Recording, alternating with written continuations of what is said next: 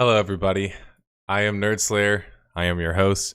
This is Six Pixels Under, the podcast where we talk about all things gaming, but also things MMOs. And this week we will be talking about, well, a lot of Blizzard stuff, but also we'll talk a little bit about Assassin's Creed's newest game. We'll talk about the Fallout 76 stuff. And is Call of Duty Black Ops an actual good game? We will also talk about some other sad news, like the KOTOR 1 remake being C&D'd, unfortunately. And I have some good topics this week that also branch a little bit outside of gaming. Not entirely, a little bit. If I look tired today, it's because I am tired. But we'll just go ahead and start the podcast without a hitch. So there's a couple of things I wanted to talk about this week, but I'll save those big topics until the soapbox section later on. I also have a counterpoint to talk about today, no from the vault section, and I have a couple call-ins that are, I guess, people are doing call-ins like the couple days before now, if they're not able to be here live for the podcast, so I appreciate that, which I also offer that to any of you guys as well, if you're interested in such. I'll go ahead and get straight into the gaming news for this week. Where is my title track?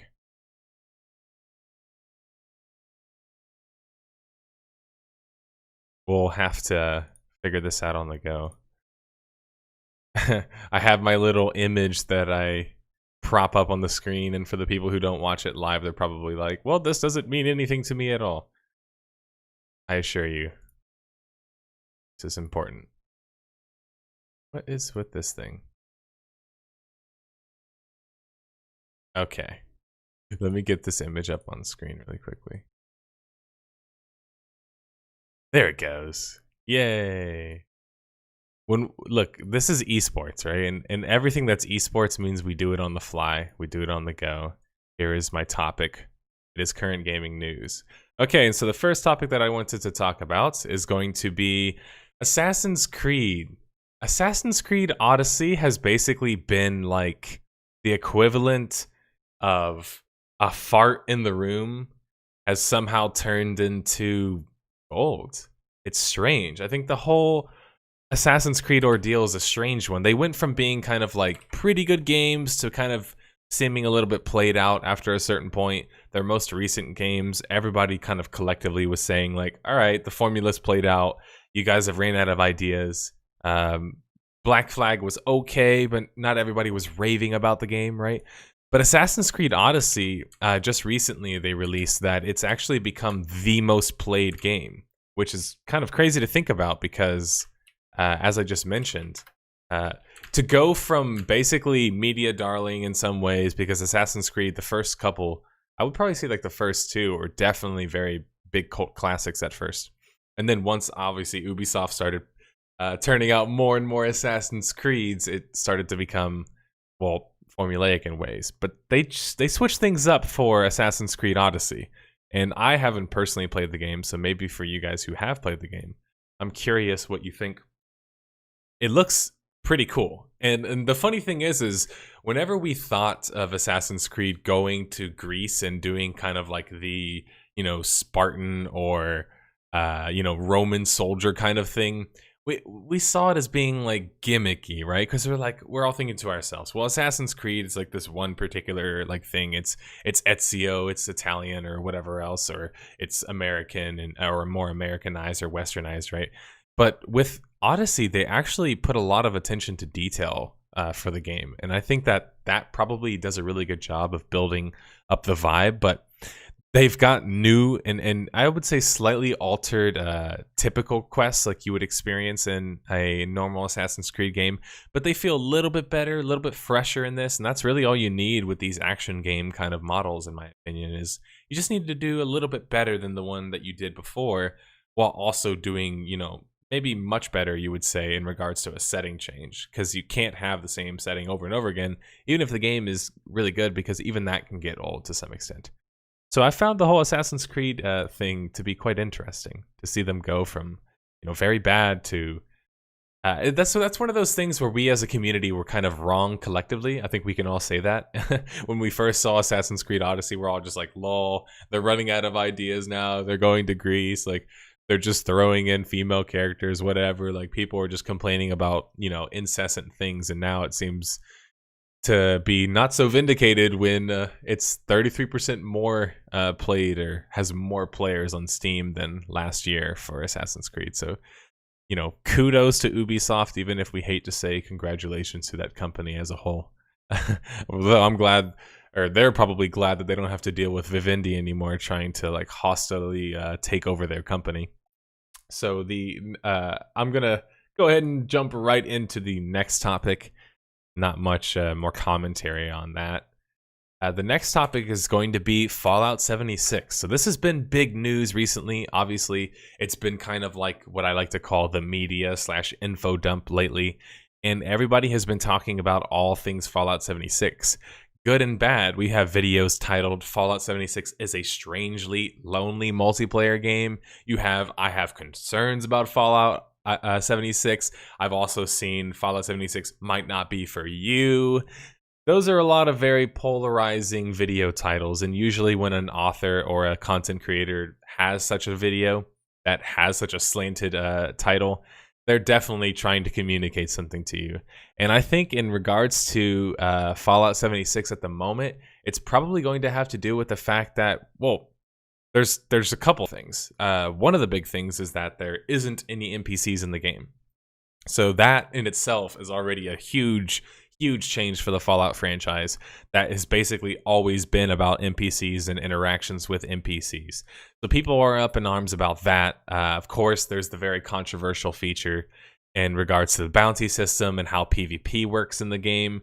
But it's a double-edged sword, because although there is PvP in the game, and they certainly kind of, I guess, force some players to have to deal with that no matter what, they're not really giving enough content into the game in regards to PvP for it to be really worthwhile on its own. So it almost seems like PvP in Fallout 76 at the moment seems to be almost like a gimmick to some extent, is how I would describe it at this current moment. It certainly feels like a gimmick. And I think that... So there's been a lot of... Sorry about that, I was preloading a video, but... There's been a lot of funny memes surrounding Fallout 76, and I feel like we should dive into those on this show. By the way, I got a haircut, if anybody didn't notice that.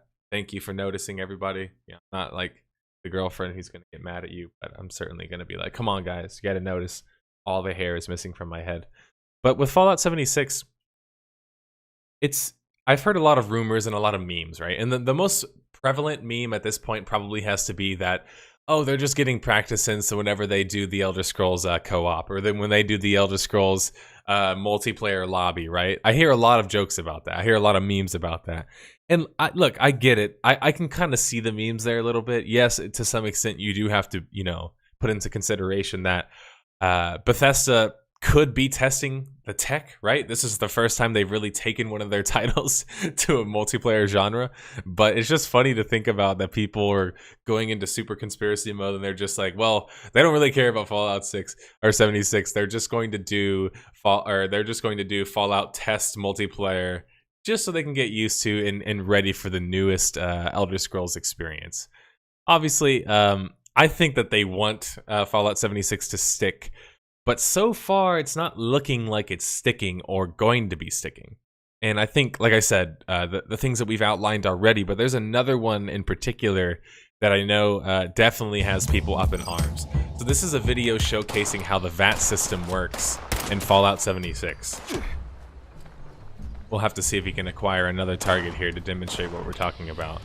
Okay, so it looks like he goes into VATS mode and chooses his targets, but the difference, obviously, it being a multiplayer game, is that it doesn't lock him in place, neither does it lock his opponent in place in any slow-mo. It doesn't slow down time at all.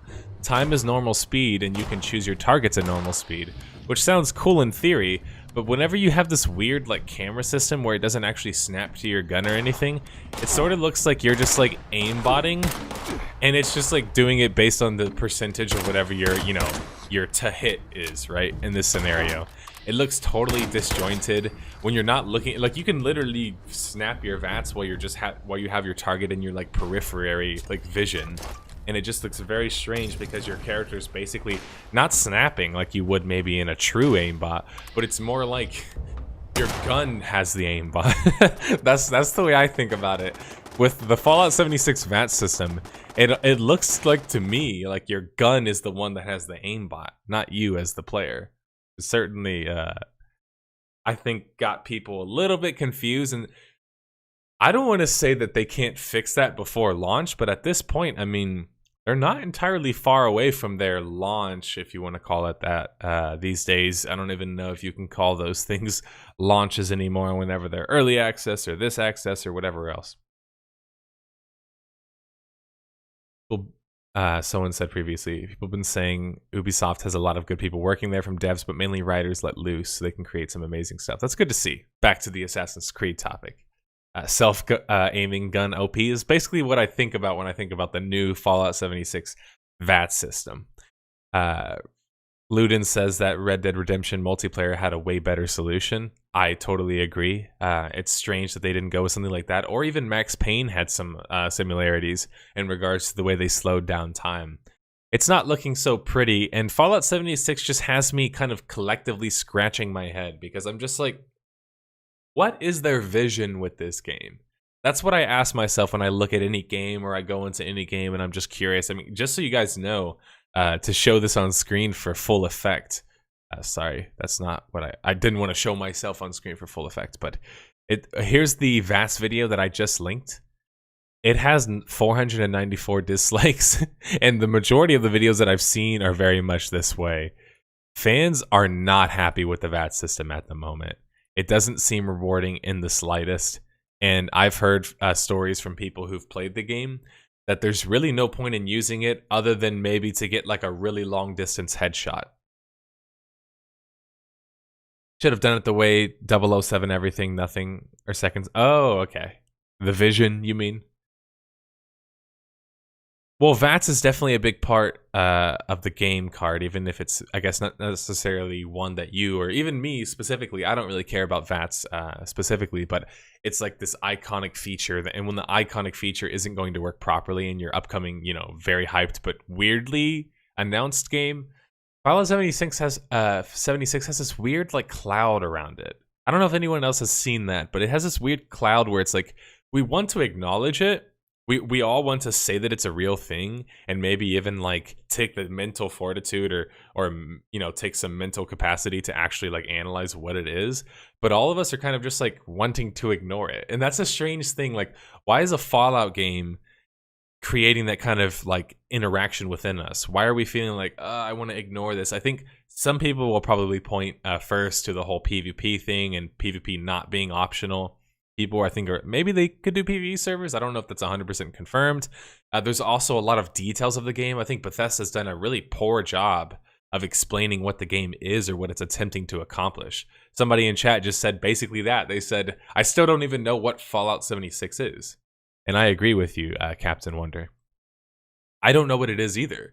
They don't even know how much players are going to be in a single instance. They've given like somewhat numbers to people, but they've never been like hard numbers. I've heard 24. I've heard dozens of people. This is clearly not an MMO, right? We could say that a dozen people probably doesn't constitute as a massive multiplayer online game.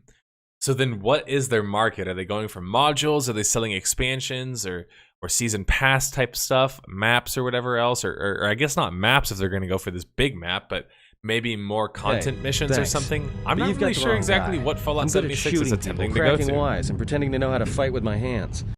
Hey, thanks for resubbing, Rafnar Caldon. I think I forgot to turn... Oh no, I left the sub noises on. Just so everybody knows, I am currently, as you can see, at 14 sub points. If you look below my name, or below this picture right here, that 14 out of 50 means that once I hit 50, from now on, I will be wearing the noir/detective outfit of my choosing, or the choosing of my local thrift store on the podcast and for future podcasts. I will also be releasing a video next month that will be detailing, kind of like, have you guys seen the recent no clip video? It's going to be very similar, except we're going to put a lot more shots of me in character and wearing the outfit. So oh, okay. What's up, Rafnar? I see that you said that you're at your break, so you can actually watch a little bit right now. What's going on? All right, so does anybody else have anything to add about Fallout 76? I mean, what really can we add at this point? The vision is unsure.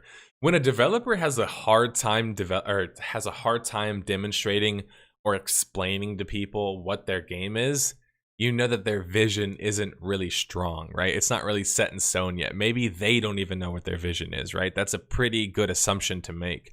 And a good example of this is like, when you think about a video game, the way that I've heard it described by people like Chris Avalon is like, it's like you have your elevator pitch, right? And then you continue to go down the list of how you're trying to assess your story, right? So you create your framework, and then you build kind of from the ground up, so to say. And so that in most cases, that's why a vision, right? The idea behind a game sounds so great, right? It's like ideas are so hard to disprove. We've talked about this on the podcast before, but how do you say that an idea of a game is bad, right? You can't really, right? It's hard to say that unless you can point to specifics or just, you know, kind of assume that things will go a certain way. Well, whenever the game is actually, you know, playable or whatever else, and man, sorry, I just thought about something that I think I told a couple of you guys, but last week I injured my knee pretty horribly. Like, I ripped something in it, I tore something in it, and it's been so bad, the pain, like I can't really walk or whatever else. But I just thought that, man, it's been making me digest far more news in the world of gaming. So it's kind of like funny to think about how, for us who work a desk job or work at home even, or work in gaming, injured or not, depression or not, video games always sell. Video games are always around. But I won't bore you guys with the sob stories of that. What I wanted to get into next is actually a topic that I'm personally very invested into. And that is the most recent Call of Duty. Call of Duty Black Ops 4 has recently come out a couple of days ago. I think 4 days at this point, technically.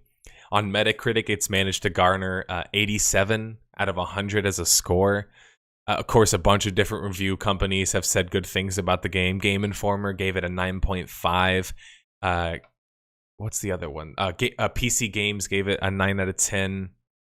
US Gamer hasn't actually rated it yet. Sorry, I was trying to look at this thread to see if they actually rated it yet. Point being, it's probably performing the best that Call of Duty has in some time. And I don't just mean commercially. I'm also talking from a perspective of just design, right? Have you guys been playing Call of Duty Black Ops 4?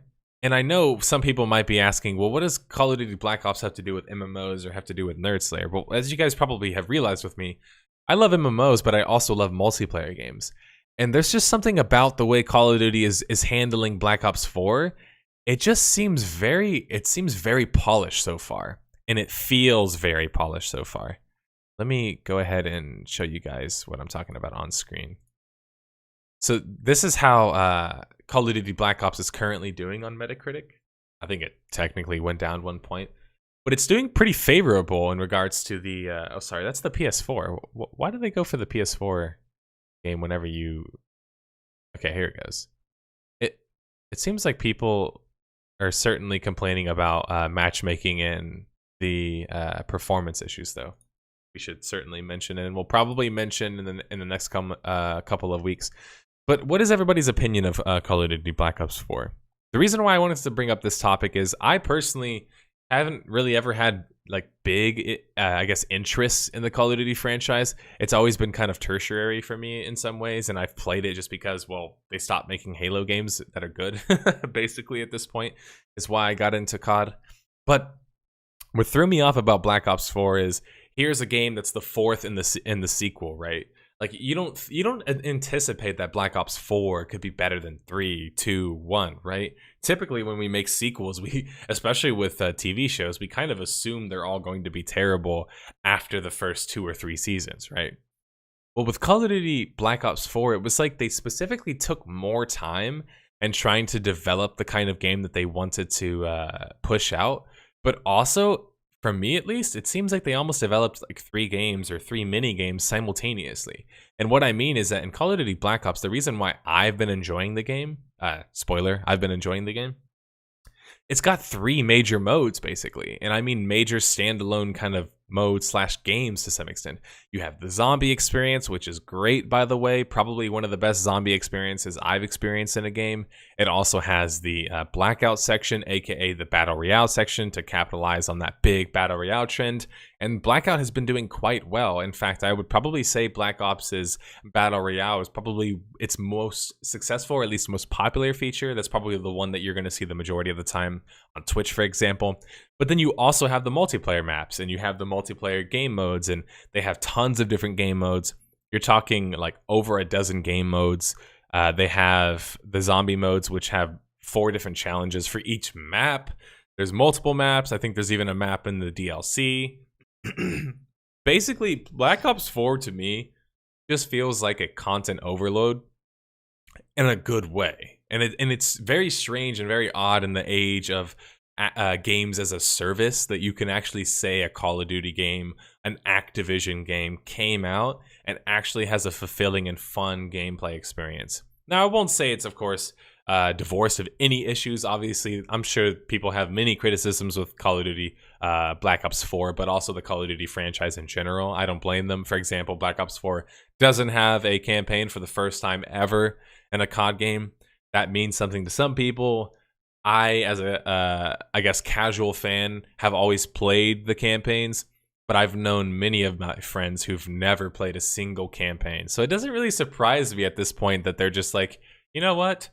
Treyarch's just like, we just won't do one. We just won't waste anybody's time and try and do one. Anybody else have any thoughts about Black Ops 4?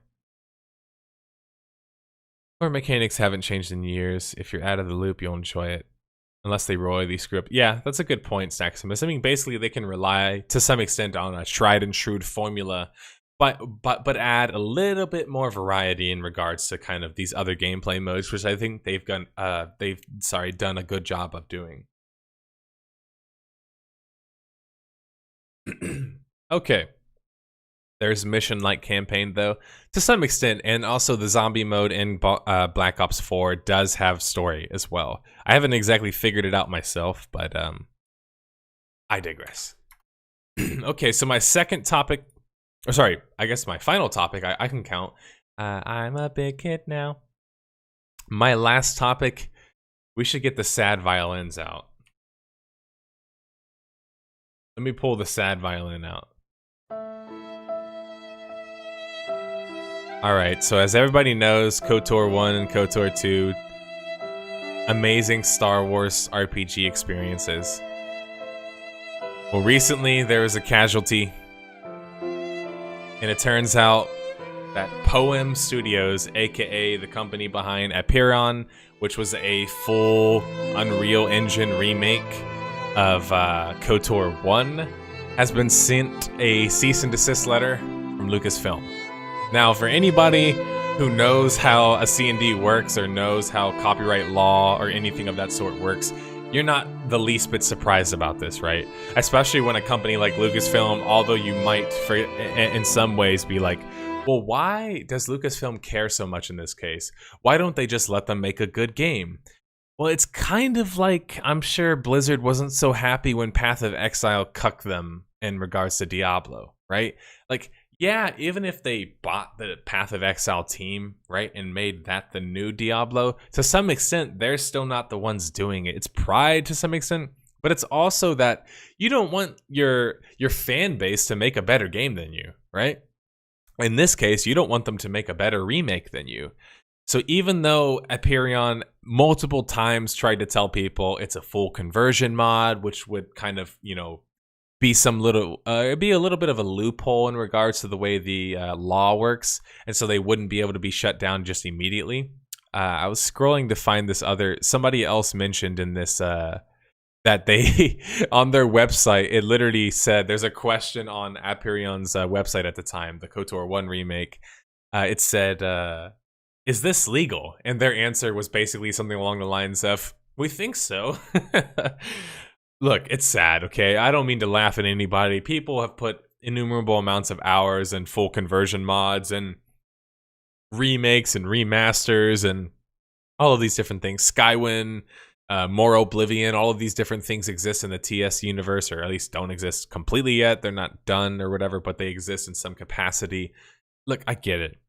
I don't mind remakes. I don't mind remasters. I love when the community can band together and say, you know what?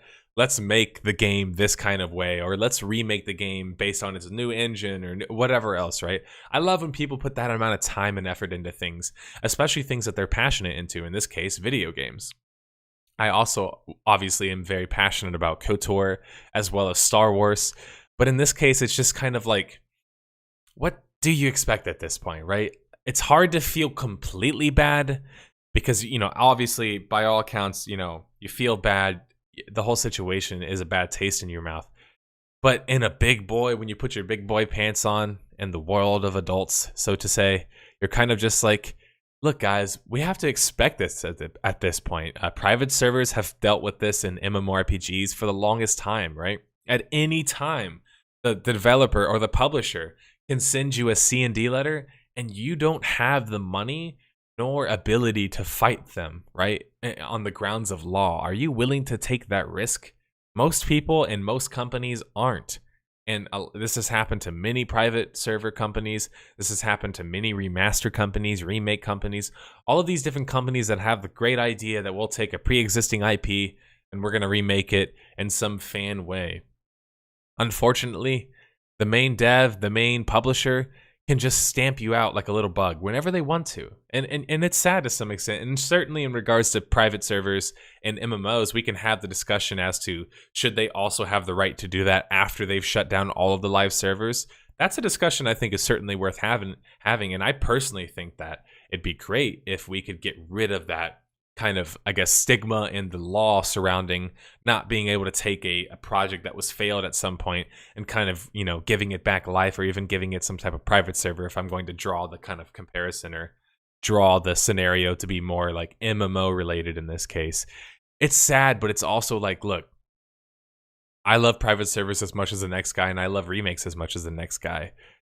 But this is just a concern that we're going to have to start to, I guess, look out for more. And it's sad because it's certainly going to hamper growth in the way of the, you know, mod community and just community content in general, right? It's going to kind of keep people from wanting to do big, ambitious, like remakes or remasters or full conversions or whatever else. But this is just the lay of the land at the moment, right? The lay of the law, so to say.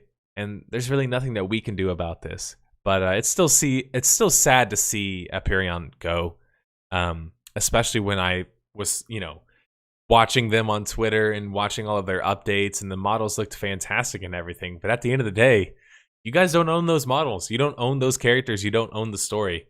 A full conversion mod isn't the same thing as a remake or a remaster. In this case, it's a remake in the Unreal Engine is what they were trying to do. That you still don't own those characters. So it's sad, but it's also kind of like, well, what really did you expect at this point, right? You have to be careful about that.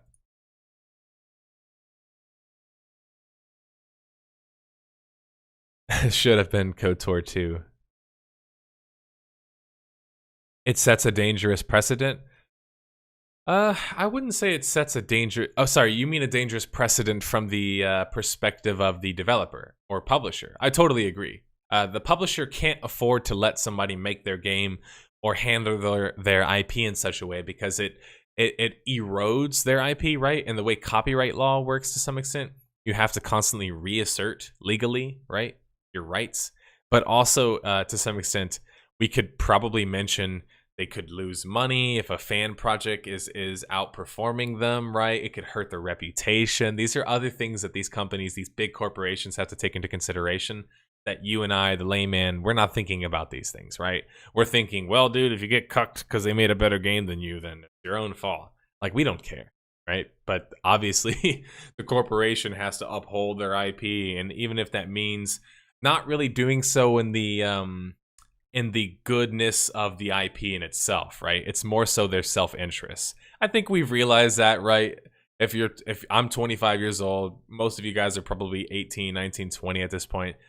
All the naivety has probably gone away, and you realize at this point, if it makes sense, it makes dollars, but also that companies who own and these publishing groups and rights groups that own different IPs, They don't normally care about the IP and its artistic potential or properties. They care more about how much money it makes them, and they don't care as much about its individuality as much as they care about it working in the way that they want it to work, right? So they're going to protect their rights, even if that means that advancing the genre or the mythos or universe, you know, on itself, or in itself, I should say.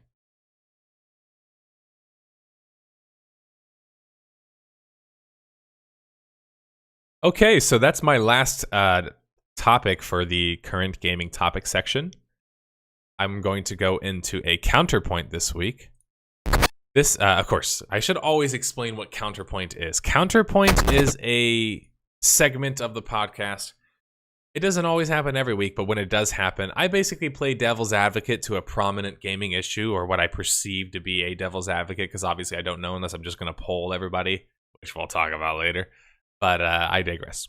In this case, the topic that I want to talk about most is, okay, everybody pull up your knickers on this one, right?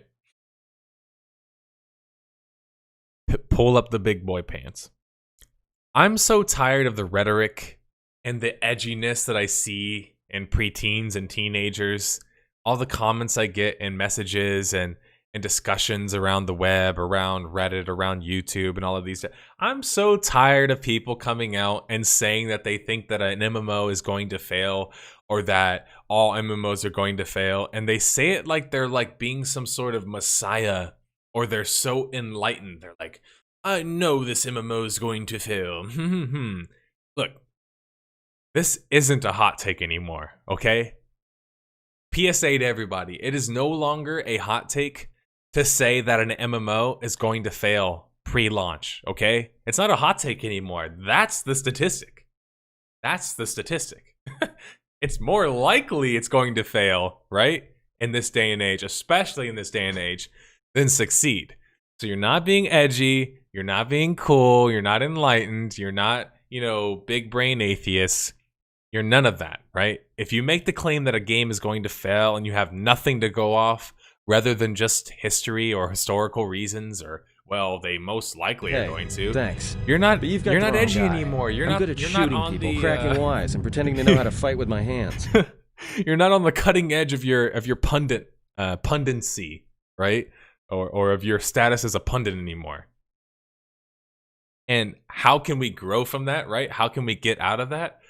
I'm not going to say just all of a sudden swing the other way and be like, it's going to succeed because you want to be that, pointless contrarian or whatever else, or you want to be on the right side of history. I'm not saying that we just have to completely buck the trend and go the other way. I'm just pointing out that, look, to all of you that love to talk about MMOs failing and that the next MMO is going to fail, understand, I don't do this because I want to be edgy, right? I'm not doing this because I'm like, oh, I'm so negative. Like, I see some people say that in my most recent WoW video. I got a lot of comments surrounding that, the rhetoric of like, oh, well, you're angry at things and you just are never happy about anything. Well, that's not true, right? The majority of my videos, it's just recounting events, right? The other, I guess 25% of that video is me talking about the reception of the game, right? Which is, in most cases, non-biased to myself unless I heavily played the game or whatever else. But I'm just so tired of seeing people say that, oh, it's going to fail, oh, it's going to fail. You're not cool, okay? You're not edgy. You're not making a revolutionary statement in saying that. You're just saying what everybody else is thinking and what we've all seen before, right? At this point, it's a surprise if we get a game, let alone a good one, right? Thank you for subbing, Midri. I really appreciate that. The Twitch Prime sub. We're back up to 15. Let me change that on screen. For those who are not watching, I'm changing the sub goal from 14 to 15. Thanks, Goosey B, for the. Thanks for always giving me the bit donations, Goosey B. I appreciate that. Good to see that you're watching. All right, that was just my little fun counterpoint for the week. I didn't want to get too serious in the topic. Kind of my version of a shit post or something, but yeah, it's just been getting annoying because I see it a lot, and it's almost like you see them hit you with the punchline, and and you think to yourself, they really think that they're being insightful by saying that, or they're being unique. You're not, okay? All right, so the first topic, the next section of the podcast is going to be MMOs on the go. Cracking wise and pretending to... MMOs on the go is a segment where we talk about, well, all things MMO, and it's going to be on the go, so to say. Or in this case, it's just going to be, sorry, I'm pressing buttons all over the place. This is why I need a producer. Damn it. I'm just kidding. Or maybe I should get a stream deck or whatever else. That would probably help me. Thank you for subbing, Brawley. I really appreciate that. We're now up to 16 subs on the sub goal. It's funny. You talk about things and all of a sudden you start getting people subbing. I appreciate that. That means that we are, I can do math, but we are 44 away from our sub goal of putting me in a costume. Okay, so the first topic for MMOs on the go this week is going to be Battle for Azeroth, everybody. Yes, I just recently put out a video on this, so this is very relevant. But I personally wanted to show, if people haven't seen this video, I really recommend seeing this video. I just had to make sure I could do math, Snaximus, at this point, waking up at this current juncture and being as tired as I feel right now. Problem that I have. So Asmongold has made a video concerning the state of Battle for Azeroth. And I've actually watched this entire video. I'll link it in chat for those who haven't seen it. I recently have made my own video concerning BFA, if people remember that. That's where I discussed why I don't play BFA. And what you'll notice from watching both of these videos is that, well, I don't come from the same kind of WoW background that Asmongold has, but there's a lot of similarities. And when there's similarities and people who don't know each other, and yes, we don't know each other. I know there's a meme that goes around that I used to be his guild leader or something like that. I see that meme all the time. Keep that meme going, guys. I think it's hilarious. Someone keep that going. So every time I join the chat, just always be like, oh, are you Asmongold's guild leader? Anyway, what I meant to say is that when you start to hear the same criticism repeated and repeated, what you start to notice is that where there's smoke, there's fire, right? And obviously, if you've seen my video or if you've seen the State of Battle for Azeroth video that Asmongold did, you probably know that the majority of where the overlap is going to be around Azerite armor, island expeditions, probably feedback loops in regards to the way gameplay works. I like that Asmongold took a lot of time to go into kind of gear progression and how gear progression has kind of suffered in a lot of ways, as well as like being able to differentiate yourself with gear and skill and needing to be a certain level of gear or ability in order to get certain types of items, right? That progression loop or whatever, the raid progression has kind of been muddled in some ways. Point being, though, is that this is one of the few instances I could ever remember a big, massive publisher and developer, in this case being Blizzard, just blatantly and openly disagree with its audience. It's a very strange thing to see, but we've seen this happen from the game director perspective. We've seen this on producers. We've seen even like prior president, or I think it was like might have been an executive producer, but we've seen a lot of weird we saw we saw a WoW developer trash talking people. I think it was someone mentioned a Twitter comment or whatever else. I've seen that mentioned. Asmongold also mentions the feedback loop and how the developers at this point, because of negative feedback, have insulated themselves and have said that they've insulated themselves, which all it does is tell the community that our issues of being criticized by you are more important than your issues of playing the game that we're trying to sell you, right? This is kind of what it's communicating to me. I would probably say right now, WoW is probably in the worst state that it's been in some time. And I know for some people that seems to be some edgy comment. It's not really. I mean, Battle for Azeroth is clearly well and away the worst expansion for the game. This is proven by just about every metric and statistic, right? In regards to player satisfaction. If you just go look at user reviews and stuff and go read the forums, like a lot of, if you just basically overwhelm yourself with anecdotes at this point, eventually it becomes evidence, right? And we can count all of that up together. We've got some level of evidence, and we certainly feel vindicated. I feel vindicated to see a guy who's been playing WoW for 12 years now basically have a lot of the same concerns and criticisms that I have as somebody who's kind of been impartial to WoW, in the sense that I've never really played it. I've never really hated it. It kind of just always existed around me, and I kind of played around it to some extent.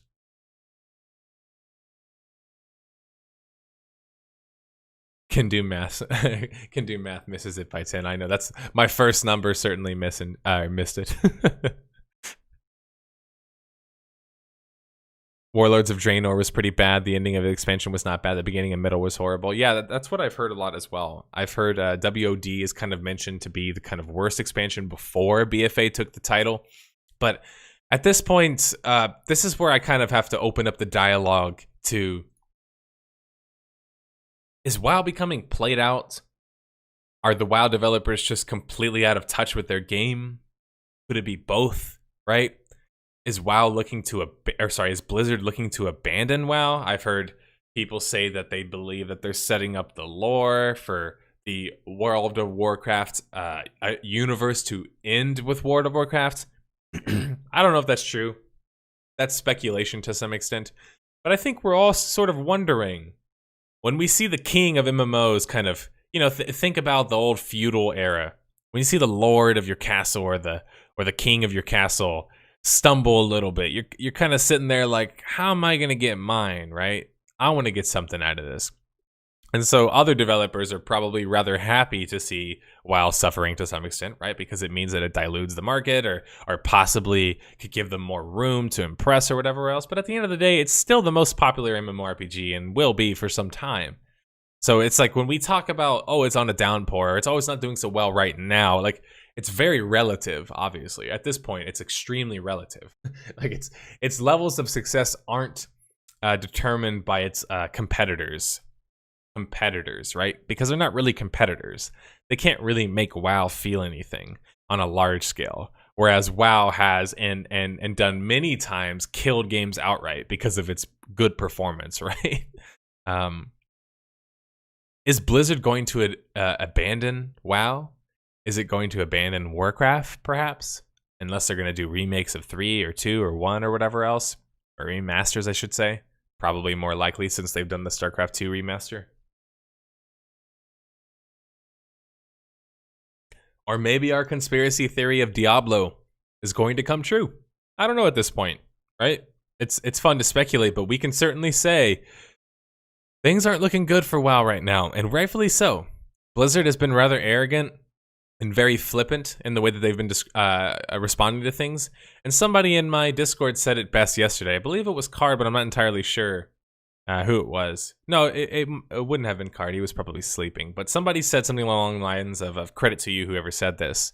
You'll probably correct me. But the person said that in regards to Battle for Azeroth, it seems like at this point, Asmongold said this as well. So this person echoed his sentiments to some extent, but it looks like Blizzard with Battle for Azeroth, it's just completely out of touch with its audience, right? I think we can safely say that. And typically where you see this kind of problem arise is when like a corporation or a company has had like an insane level of success to the point to where they can't trust anecdote anymore, right? Because they're not getting enough information. So it becomes more about statistics for them, right? They can't trust word of mouth anymore. When Joe Blow says that the game's too hard, they can't really listen to him. Or when a couple Joe Blows say that, right?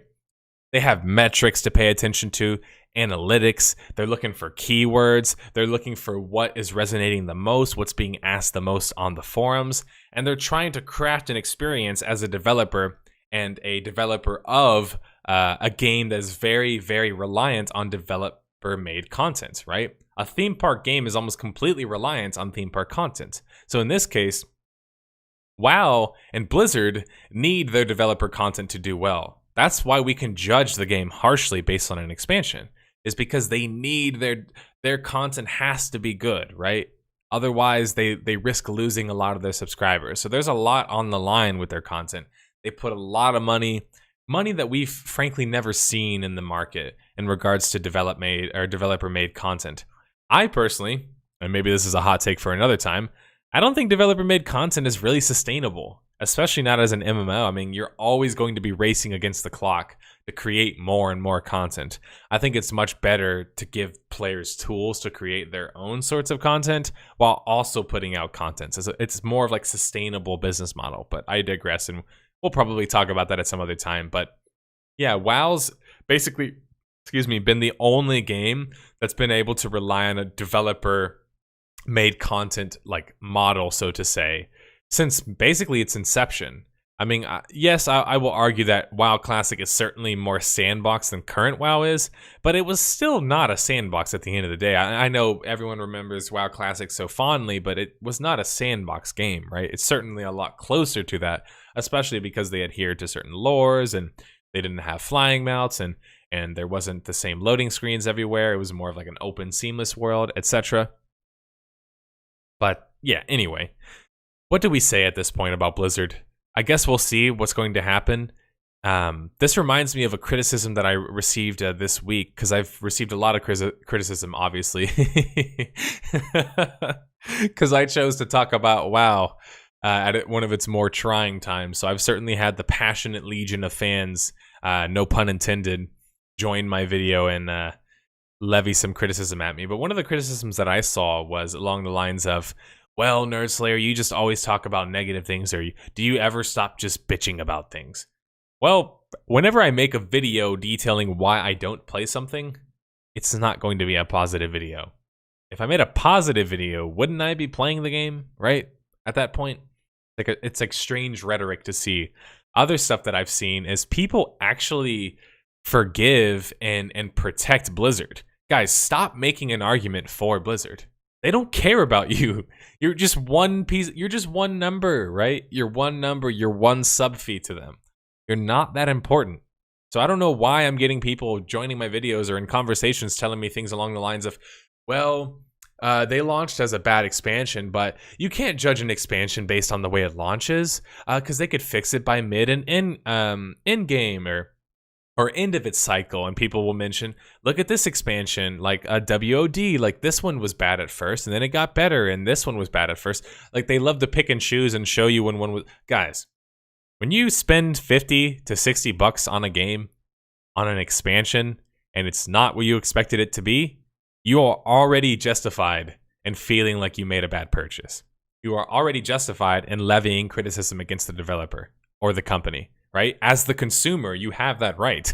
After they've forced you to pay money in some sort of way, there's been an exchange in currency, your time and money for their game and their content, and you don't think it's up to snuff, you're already justified in your criticisms against the product. But more so justified when they launch the game, not only is the game missing many features, I shouldn't say many, I should say it's missing a couple key features. The features that it is including, it's messed up or half-baked to some extent. Class balance is probably the worst that it's been in some time from my perspective, but that could just be based on the classes that I play. But also, you have developers coming out after the fact and basically being like, well, Battle for Azeroth is an expansion in progress. And you're just like, wait a minute. You mean this is an early access expansion? This is the beta for Azeroth, as the meme says. Yeah, it's a mess, but I've talked way too much about WoW today. I've already made a video on this, and frankly speaking, I think this is a conversation I'll save for another time. Maybe I can get Asmongold on the podcast. Everybody at Asmongold and tell him, go on Nerd Slayer's podcast and talk about WoW.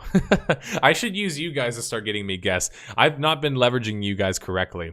I've reached out to a couple of people, by the way, and I have certain people that are very interested in doing interviews.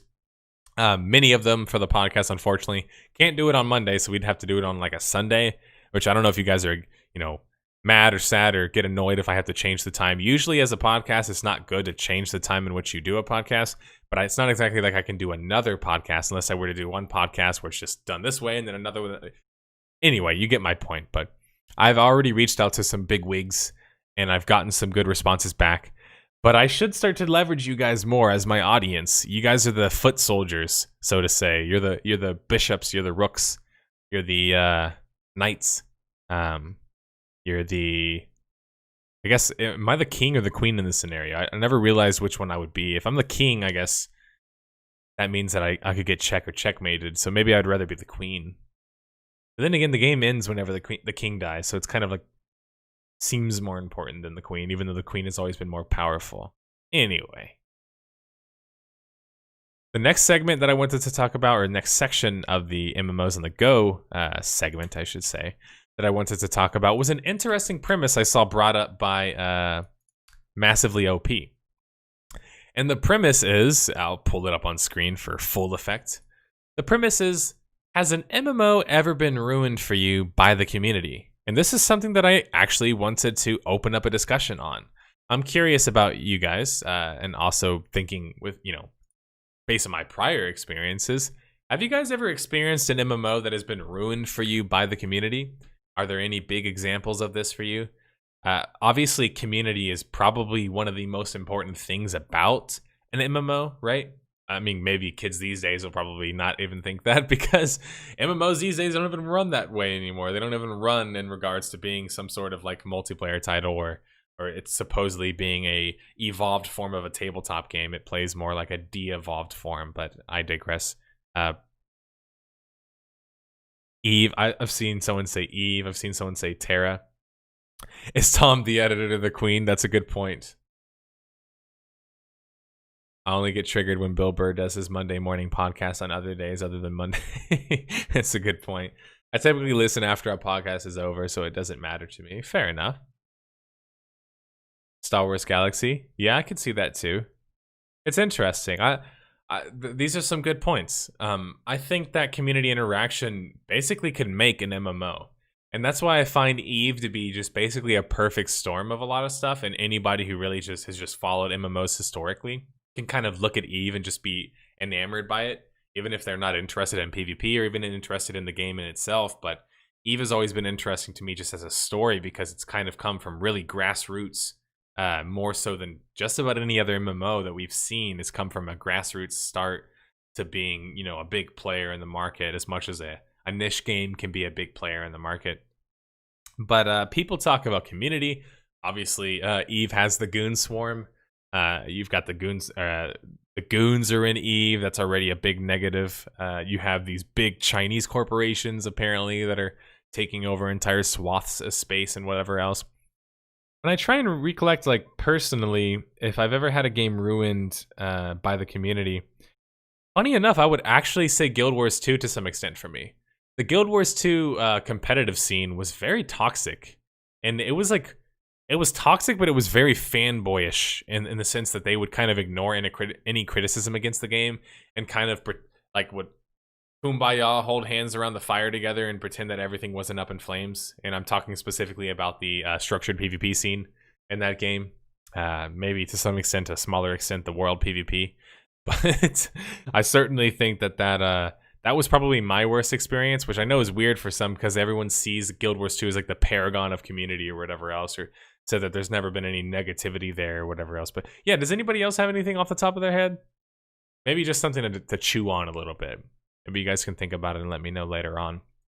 The last bit of the MMOs on the Go segment is going to be a little article about Shroud of the Avatar. So this one kind of piqued my interest because I find little juicy, kind of mysterious moves like this to be really interesting. So Shroud of the Avatar's Richard Garriott, obviously the CEO, previously CEO, or is he the CEO? Well, apparently the article explains that he's shed the CEO title and instead is considered the creative director, which is basically the PC way or game development equivalent of saying, like, I don't actually handle systems, okay? I just say what the creative vision is. So you can never really criticize the vision, right? Because the vision is always like the ultimate nostalgia. It's the idea of the game at its peak capacity, right?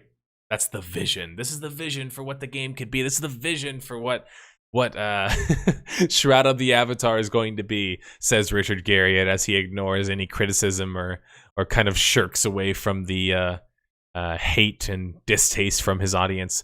They have a loyal fan base to some extent, but let's be honest, Shroud of the Avatar, as our resident Shroud of the Avatar pundit Darkoff has constantly made apparent, is that we clearly are we're not getting the type of experience that we thought we were going to get with Shroud of the Avatar, right?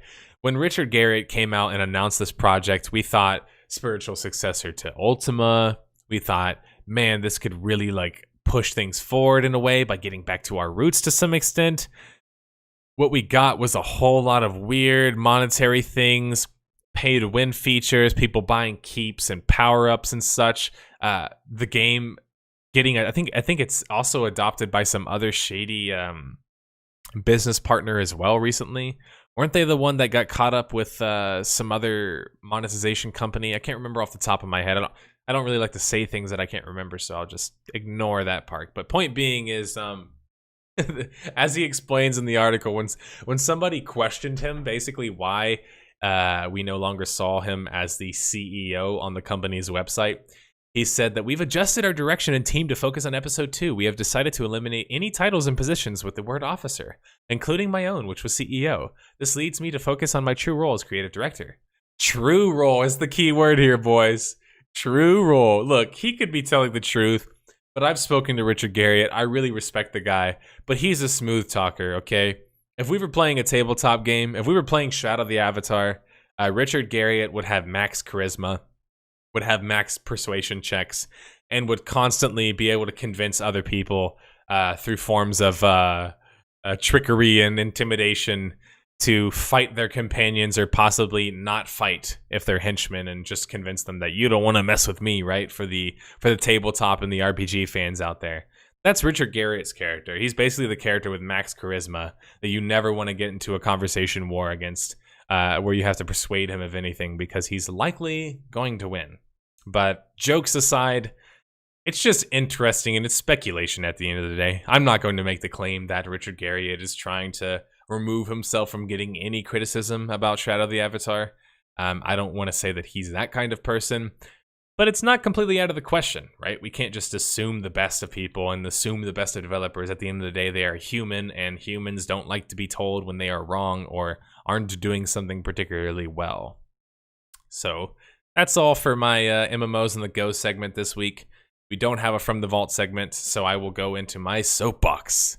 Yes, aka Lord British, as somebody in chat says. The man behind Ultima.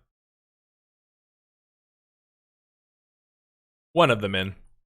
Raph Koster was behind it too, and he's pretty much up there in the realm of MMO legends. I'm trying to look for my... There it is. I was trying to look for my graphic. Okay, as my voice is slowly starting to die out, we are going to begin my soapbox section. This is a segment that I get up on my soapbox and I talk about just about anything. Sometimes we put our topics for MMOs here. Sometimes I'll start to branch out a little bit more into things that maybe aren't completely related to gaming. One thing that I forgot to mention to you guys is if you are interested in asking me any questions for the end segment, the call-in segment, or you want to react on any of the stuff that I've said so far, you can go to Discord, you can join the podcast lobby channel, you can talk to Card, you can talk to Doom Black Dragon concerning asking me a question, or if you have any responses or bits that you wanted to add. Don't worry, it doesn't have to be on topic. You can save the off-topic questions for at the end of the podcast, the call-in segment, where you can give me your hot takes, your questions, AMA. You can ask me any sort of question. Feel free to join the podcast lobby channel on my Discord if you don't already know about my Discord. Join that. That's usually where the majority of my updates are going to be concerning the future of the channel. But also, if you want to ask me questions, you can use Twitch. So you can @ me on Twitch. Of course, @ NerdSlayer with 3 R's. And my moderators will save those comments, hopefully, and then we'll relay those at the end of the podcast for the call-in segment. I always forget to mention that to you guys, but yeah, I want to get you guys involved more. I want you guys to tell me what you think. I don't want to just sit up here and talk by myself, especially if I don't have a guest, because I know some people are like, well, you're just kind of doing a podcast on your own. And at the end of the day, I am, and I'm okay with that. But I also want to involve you guys, the audience, which actually, this is an unplanned soapbox topic, but this is how I do things on the 6 Pixels Under podcast. But this is a good segue, I think. It makes me think about, in regards to the way that we... Hold on a moment. That bit was not in my contract. Good point, Card. Sorry, I derailed myself. It's not yet. +10 to persuasion checks. Somebody in chat said, Staximus, I see you. What's up, Staximus? Or Staximus. iCrafter 2015 asked, hi, any info on Fallout 76 beta yet? There's a lot of info. It's all over the place. Easy Allies has done a big play of it. IGN has done a couple. Even some, you know, kind of more solo outlets like YouTube channels have done reactions. Earlier in the podcast, if you mentioned, I did a reaction to the VAT system. I also did a reaction to some of the basic tenets. I didn't want to talk too much about Fallout 76 today, because if I do want to talk about Fallout 76, I want to bring in a Fallout guy. I want to bring in somebody who knows about Fallout far more than I do, because I'm not the Fallout guy. I'm not the guy who knows the Fallout lore and Fallout premise and knows the vision of all of the games. That person's more of like Indigo Gaming. Whenever I interview him at some point, which will happen on the podcast, we'll ask him about TES and the new Elder Scrolls and what his opinion is on Elder Scrolls Online and Fallout and Fallout 76, etc. I kind of forgot where I was going earlier, which sucks. Oh, I remember now. So the topic that I wanted to segue into is in regards to the way that we consume content, right? Or I guess people consume content. A content creator goes through a cycle in their lifespan, right? First, when a content creator, I guess, is created, if you want to say that, or starts making content for the first time, the first thing that content creator is just trying to do is really just express themselves, right? Generally, most content creators, most YouTubers, most Twitch streamers don't get into this for the money, right? It's not really, reliant on, or reliable enough to be about the money. So we get in because we want to tell a story, right? In my case, that's what it was. I wanted to tell a story. I wanted to tell a story that I didn't believe was really being told or wasn't being told well. But what inevitably happens as you garner more popularity, as you get more popular, as you get more, I guess, people start to see you more as a public figure. You get to be a little bit more of a, what I would describe as a, I don't want to, not a pioneer in the field. What's the word that I'm looking for? Somebody who's, I guess, quite established. I guess I would say, I don't want to say an expert, because expert, master, those words are kind of strange to some extent, but you guys get my point, right? Once you get better at your craft, right, in content creation, you start to attract a lot more people. And what that means is that I no longer can have the same kind of conversations with my audience that I used to have, right? And what I mean by that is that as the amount of people that I'm talking to increases, my ability to talk decreases, obviously, right? I can't talk to 100 people in the same way that I can talk to 10 people. I can't talk to 1,000 people in the same way that I can talk to 100 people, etc., etc., and it keeps going. Well, I bring this up to show that in my case, this obviously has happened as well. We're getting very close to 100,000 subs, right? Thanks, everybody, for that. And thanks for the future people who are going to be subbing right at this moment. Thank you for that support. We're very close to 100K. And maybe I'll do a My Story or something cool at 100K. I'm not 100% sure yet. But point being, we're almost up to, I think, 9 million views overall. So we've got a lot of people that have watched our videos or have heard of us or have a sub to us, almost 100K people, right? That's like 6 figures territory. Not money-wise. I'm in population of subscribers. We're not there yet, okay? We're not anywhere close to there yet. But maybe we'll get there if that's what we need to grow the channel. And grow my wallet. I'm just kidding. But point being, I'm not making my point fast enough. But my point is that it's harder for me to talk to you guys as things get more popular, as things get just grander in scale, right? And this is a topic that I really wanted to bring up because I find that it's very easy for a content creator to avoid talking with their audience, right? It's not even malicious in some cases. I know some of you think, oh, when he doesn't respond to my comment or respond to my message, it's because he hates me. Most of the time, it's just because I don't see it or I forget, right? Like, and that's the case of most content creators. But after a while, when you get 1,000 or 2,000 or 100,000 comments or questions or whatever else, it's very hard to respond to all of them. And what I see a lot of YouTubers fall into the kind of habit of or trap of is as they get more and more popular, they start to insulate themselves instead of opening themselves more, right? And taking up on the role of that public figure, which is a very scary thing to do, right? Because your career can be ended by the things you say. You could be blackballed from working on Twitch. You could be banned from YouTube. Like all of these different things. It's a very a public figure entertainer it's a risky venture, right? Because one wrong word and you can really end your career to some extent.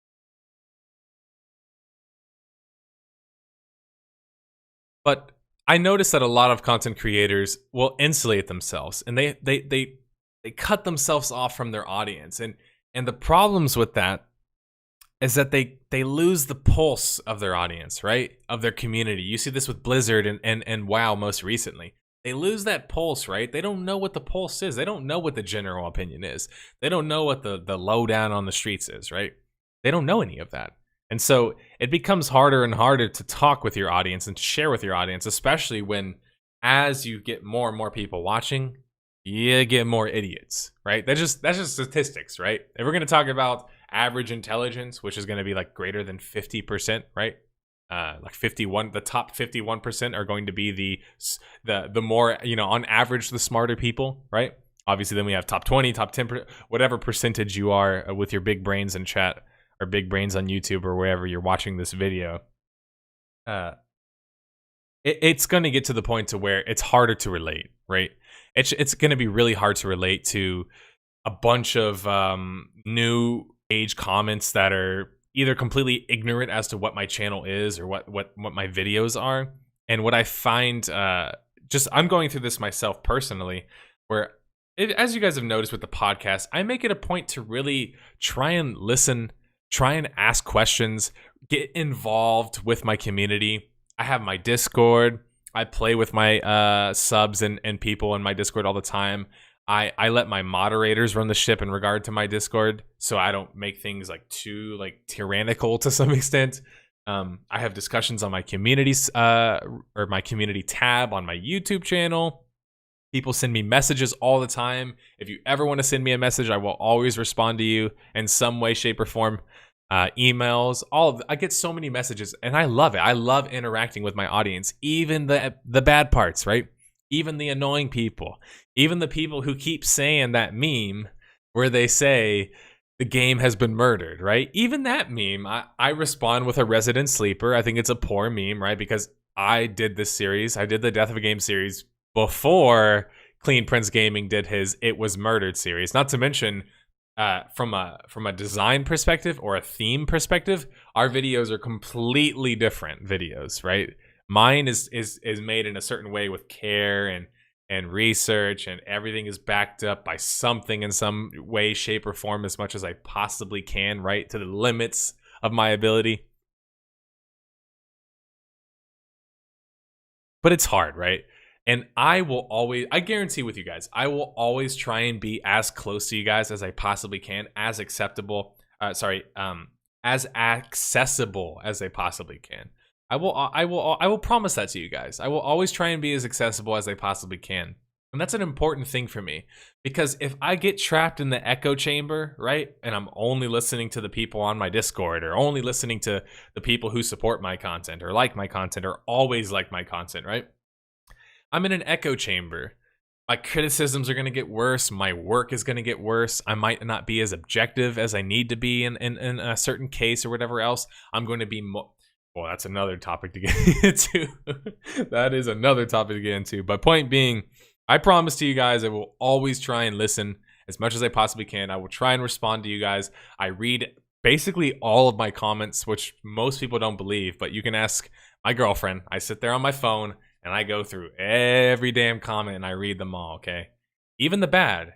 And I know that's not advisable. Many people, including YouTubers who are 3 times my size, usually tell me, Nerdslayer, why are you reading comments still? Why do you even read the comments past the first hour of your video? Why do you even read the comments past the first 2 weeks of your video, right? I get asked that all the time. And yes, I know YouTube comments are troll. YouTube comments are terrible. When somebody disagrees with you, they'll never take the time to actually say why. For example, my favorite YouTube comment is, "You're completely wrong on what part? Like everything, like 100% or 99% of the video is wrong, or 10% or 5% or 1%? What part is wrong, right? And that can drive you nuts, right? When you spend 40, 50 hours on something, and the comment that somebody hits you with is, checkmate, atheist, you're wrong. And you're just like, thanks, man. Thanks for that analysis. You should make YouTube videos. You should make YouTube videos with that level of analysis. You guys get what I'm saying, though. I'm going to try my best to not insulate myself from you guys. I know sometimes I can get annoyed, and I certainly have my limits, as you can see on YouTube. I respond to people quite frequently, more than most people should. The podcast did not just start, Zulaw. It's been going now for an hour and 21 minutes. Sorry, I don't have my bot set up to talk about uptime. I need to set that up at some point, or I'm sure Ludens can figure it out because he usually figures out everything. Did we have a reaction that somebody wanted to make? Was that Card and Doom? Did Ulysses want to ask me a question now or respond to something now before I move into my next soapbox topic, which is also extra juicy? Today we're just getting into the shits, okay? As the hip hop community would say, we're getting in the shits today. All right, we're gonna talk some shit. We're gonna say what we do. We're gonna be a little bit confident today, right? Because we hold ourselves to a certain standard, right? I'm waiting for them to talk to me. Talk to me, boys. Is Ulysses able or ready to come in now? I wasn't sure.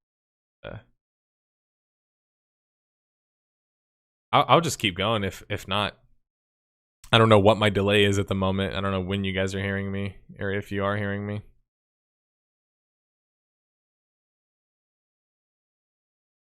Just go ahead and drag him in whenever, and I'll... Oh, there it goes. Hello. Hey, Ulysses, right? Right. Welcome. What did you want to talk about? So you were talking about World of Warcraft, and I have kind of a long-winded opinion about why why over the years the expansions have been getting worse and worse. I think we kind of recaptured what make World of Warcraft good in Legion, and then they completely lost it in this expansion. And that's the content and achieving things being meaningful in the game, right? So like in vanilla and Burning Crusade, when you killed a boss, you know, you had this feeling of like how many people have actually killed this boss, and when you got a certain piece of gear, like a certain sword or a certain piece of armor, you know, how many people are running around with a certain piece of armor or piece of gear. So it was like really, it felt more meaningful because it was both challenging and there was like a progression. You had to go through certain raids to get to further raids, right? Yeah. In Legion, we kind of had that where like there were certain bosses like Mythic Kill Jaden that were just ridiculously difficult. And I never beat it, but I knew some of my friends had in a Mythic raiding guild. And that was really cool that there were bosses out there that, you know, not a lot of people had beat. And there was gear out there, like there were legendary items and there were certain, you know, high-rolled trinkets that were just crazy powerful. And it made it more meaningful when you got that stuff or when you saw somebody with it. And now I don't feel like this expansion has that at all in any way. Okay. Yeah, I think I would agree with that. I think the point that I would raise or what comes to mind when I hear that is it's kind of like in a weird way, content progression has kind of gone from being like, if you're really good, you can do this, and if you're just pretty good, you can do this, to being everybody gets a participation trophy. It's kind of where it's like everyone can do this, therefore it's no longer special. Or if we can make the class this accessible, for example, with regards to how they've changed certain class design, then we'll always be able to make sure that this is the easy class, so we always have a class that somebody else could play.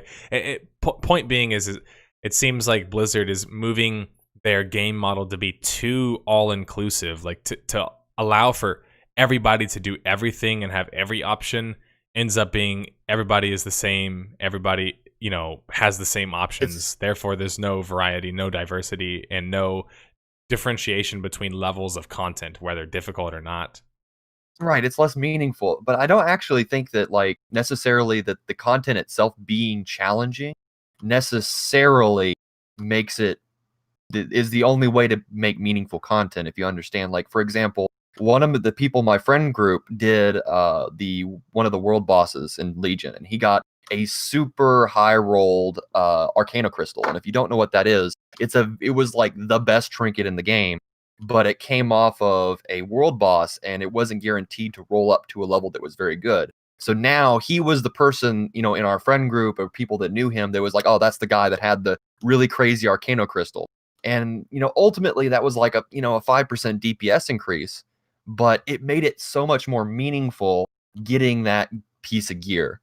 And I feel like challenge is definitely one avenue to get at making content more meaningful to achieve and to progress through. But I also feel like just uniqueness is a way to do that. And I also kind of feel like in the same way that when you play survival games and you build something and you know that, you know, as long as someone doesn't destroy that object has permanence in the world, and that progress is kind of locked in. That same feeling of, you know, that it's meaningful, that it's something that it's a feature in the game that I don't know how to really describe it, but it's No, basically I know what you're saying. meaningful. Like, I thought permanence was a good way to say it because, I mean, I really don't want to get too much into it this podcast because I at some point I want to make a video that talks about this. But I think that in many ways you'll find that it's when MMOs first started. Obviously, everyone knows the story. You had tabletop games, then you had MUDs, which were text-based games, online games, and then you had MMOs, and of course the first 3D games like EverQuest, and then obviously EverQuest led to WoW, and etc. etc. Now we have all of these different games and such. But what I find strange is that the core concept of an MMO is based on a tabletop game, right? So that means that it's based on player interactions. It's based on lore. It's based on like what, you know, obviously whatever the rule set is, the premise. But it's based on interacting with each other and doing activities with each other and having fun and creating stories. And obviously existing in a world that is, you know, quote unquote, like the world that you exist in as you play your elf character or whatever else. In the case of World of Warcraft, you're a night elf or whatever, you're part of like that world, and you really are like, you feel like you're part of the night elf world, especially if you think about classic WoW. Now, what I mean is that what the games they started that way, right? It started as being like, well, this is informed or has been evolved from a form of tabletop game, but it went from being that to almost like it forgot what it was started on or how it was started in the first place. Because games and specifically MMOs and WoW, in my opinion, is one of the biggest culprits of this. In fact, it's probably the biggest culprit in regards to like proliferation. But it's kind of gotten rid of the whole tabletop aspect, the aspect of actually feeling like you're a part of something specific and unique in a world in itself. Like, I think Warcraft has great lore. I think we can probably say its concept art is probably one of the best I've personally seen. I think it has great concept lore. I think it has good lore in general. Concept art, sorry. Great cinematics. It does a good job of telling stories or showing you things and making it look epic and cool. But it does a really poor job of existing as a world, an actual world. And what I mean by that is that it has its rules, it has NPCs that have tasks, right? It has factions that don't like each other. It's existing more so than, it's almost like if you and I right now we're living in the real world. If we imagine that we're playing in a video game right now, the world around us is the world in which we exist in. And in regards to MMOs, that world, so to say, has been so, I guess, it's deteriorated so much that I think that's why we have a lack of permanence, as you mentioned. We have a lack of, because I agree with you. I don't think that adding challenge is the only way to make someone feel accomplished. There's a lot other things that you can do. It's not just about hard modes, adding hard modes to the game. It's other things. I mean, I don't know about you, but I have tons of experiences where I knew guys that had really unique items in games, and it wasn't necessarily like it was hard to do it. It's just that they put a lot of effort into it, right? So it was more like they grinded this one thing for a certain amount of time over and over again and became, you know, very good at doing whatever activity it is they were doing until they got the item that they wanted. It wasn't as much like, oh, I beat the super mythic ultra boss and I got this, you know, rare piece of gear. Back then it was like, well, you took the time, if I'm going to use Star Wars Galaxies as an example, you took the time to reverse engineer a piece of gear over and over and over again to get the right kind of attachment. That was like a challenge. Like nobody wanted to do that because it was so annoying and kind of like a monotonous process. But I go on a little bit and I'm a little bit off topic, but I think at the end of the day, this is something that I'll discuss more in a video, I'm sure. But I think the virtual world of WoW, it's just it's not really there anymore, and I think Legion circumvents that because I think it did really good. Whenever you have really good developer made content, it can kind of circumvent the world to some extent. I think that's how WoW has managed to exist past a certain point. But anytime WoW tries open content, it usually doesn't do a good job of it. And I don't mean like they don't do a good job of doing it. I mean that it typically doesn't have the same impact that we all thought it would. And I think that's what BFA has suffered in a lot of cases is like we all love the new zones, but it's like, okay, now what? What else is there besides the leveling experience and the zones and the cinematics and whatever else? It feels shallow, I guess. I definitely agree. I think that the world in World of Warcraft is kind of missing in this expansion because of how there isn't a very wide variety in things really to do in the game that are all that fun. I mean, if you look back at times when the game was really popular, you look back at Vanilla, Burning Crusade, even Wrath of the Lich King, and Legion, there was a wider variety of things to do, not just to progress your character, but just fun things to do. Like in Legion, exploring and doing the quest line in the elf area that was in the center of the continent, the Nightborn area. There was professions were actually, I think, better in that expansion than they were in this expansion. There were other things that you could grind. You could grind to get, a hidden artifact skin. You could grind to get, certain materials. I think materials were much more valuable in Legion. And I think that that's part of the reason why the world in World of Warcraft is missing. I think the storytelling they've never made a better effort at storytelling in any previous expansion, in my opinion. Than the current one, but it doesn't matter much because unless you are really into raiding or doing Mythic Plus, those are the only things that are really fun right now that progress your character. I just don't. I think there needs to be a wider variety of things to do in the game that provide meaningful content for people at all levels. Yeah, I agree, and I think it's a systemic problem. I just think that kind of like Asmongold put it. We're just more recently seeing, I guess, the fruits of that labor, or the what's the saying? I'm trying to remember that saying. Is it the chickens have come home to roost, so to say? Yeah, because I think that they have learned all the wrong lessons from the past. I know that people say that every expansion is a retort to the criticisms of the last one. Well, I think that I think Blizzard as a company has done a really bad job about learning the right lessons from their successes and from their failures. If you sat me down and said, okay, you're the lead developer of World of Warcraft now, I think that would be my top priority, is putting the world back in World of Warcraft. And I think that as a trendsetter, World of Warcraft has also done a bad job of showing other people who want to make MMOs or had made MMOs that they took that World of Warcraft's bad habits, so to speak. And I think that Asian MMOs actually do a better job of making a world for their MMO in that there is a lot more, like in BDO, there's no geographical area of the game that becomes outmoded by level, because you can build, little fortresses for your guild and control territory. It's all relevant areas of the game, right? But in World of Warcraft, once you outlevel a certain area, you basically doesn't exist. The only thing that exists to a max level character in World of Warcraft is the new zones that came out with that expansion.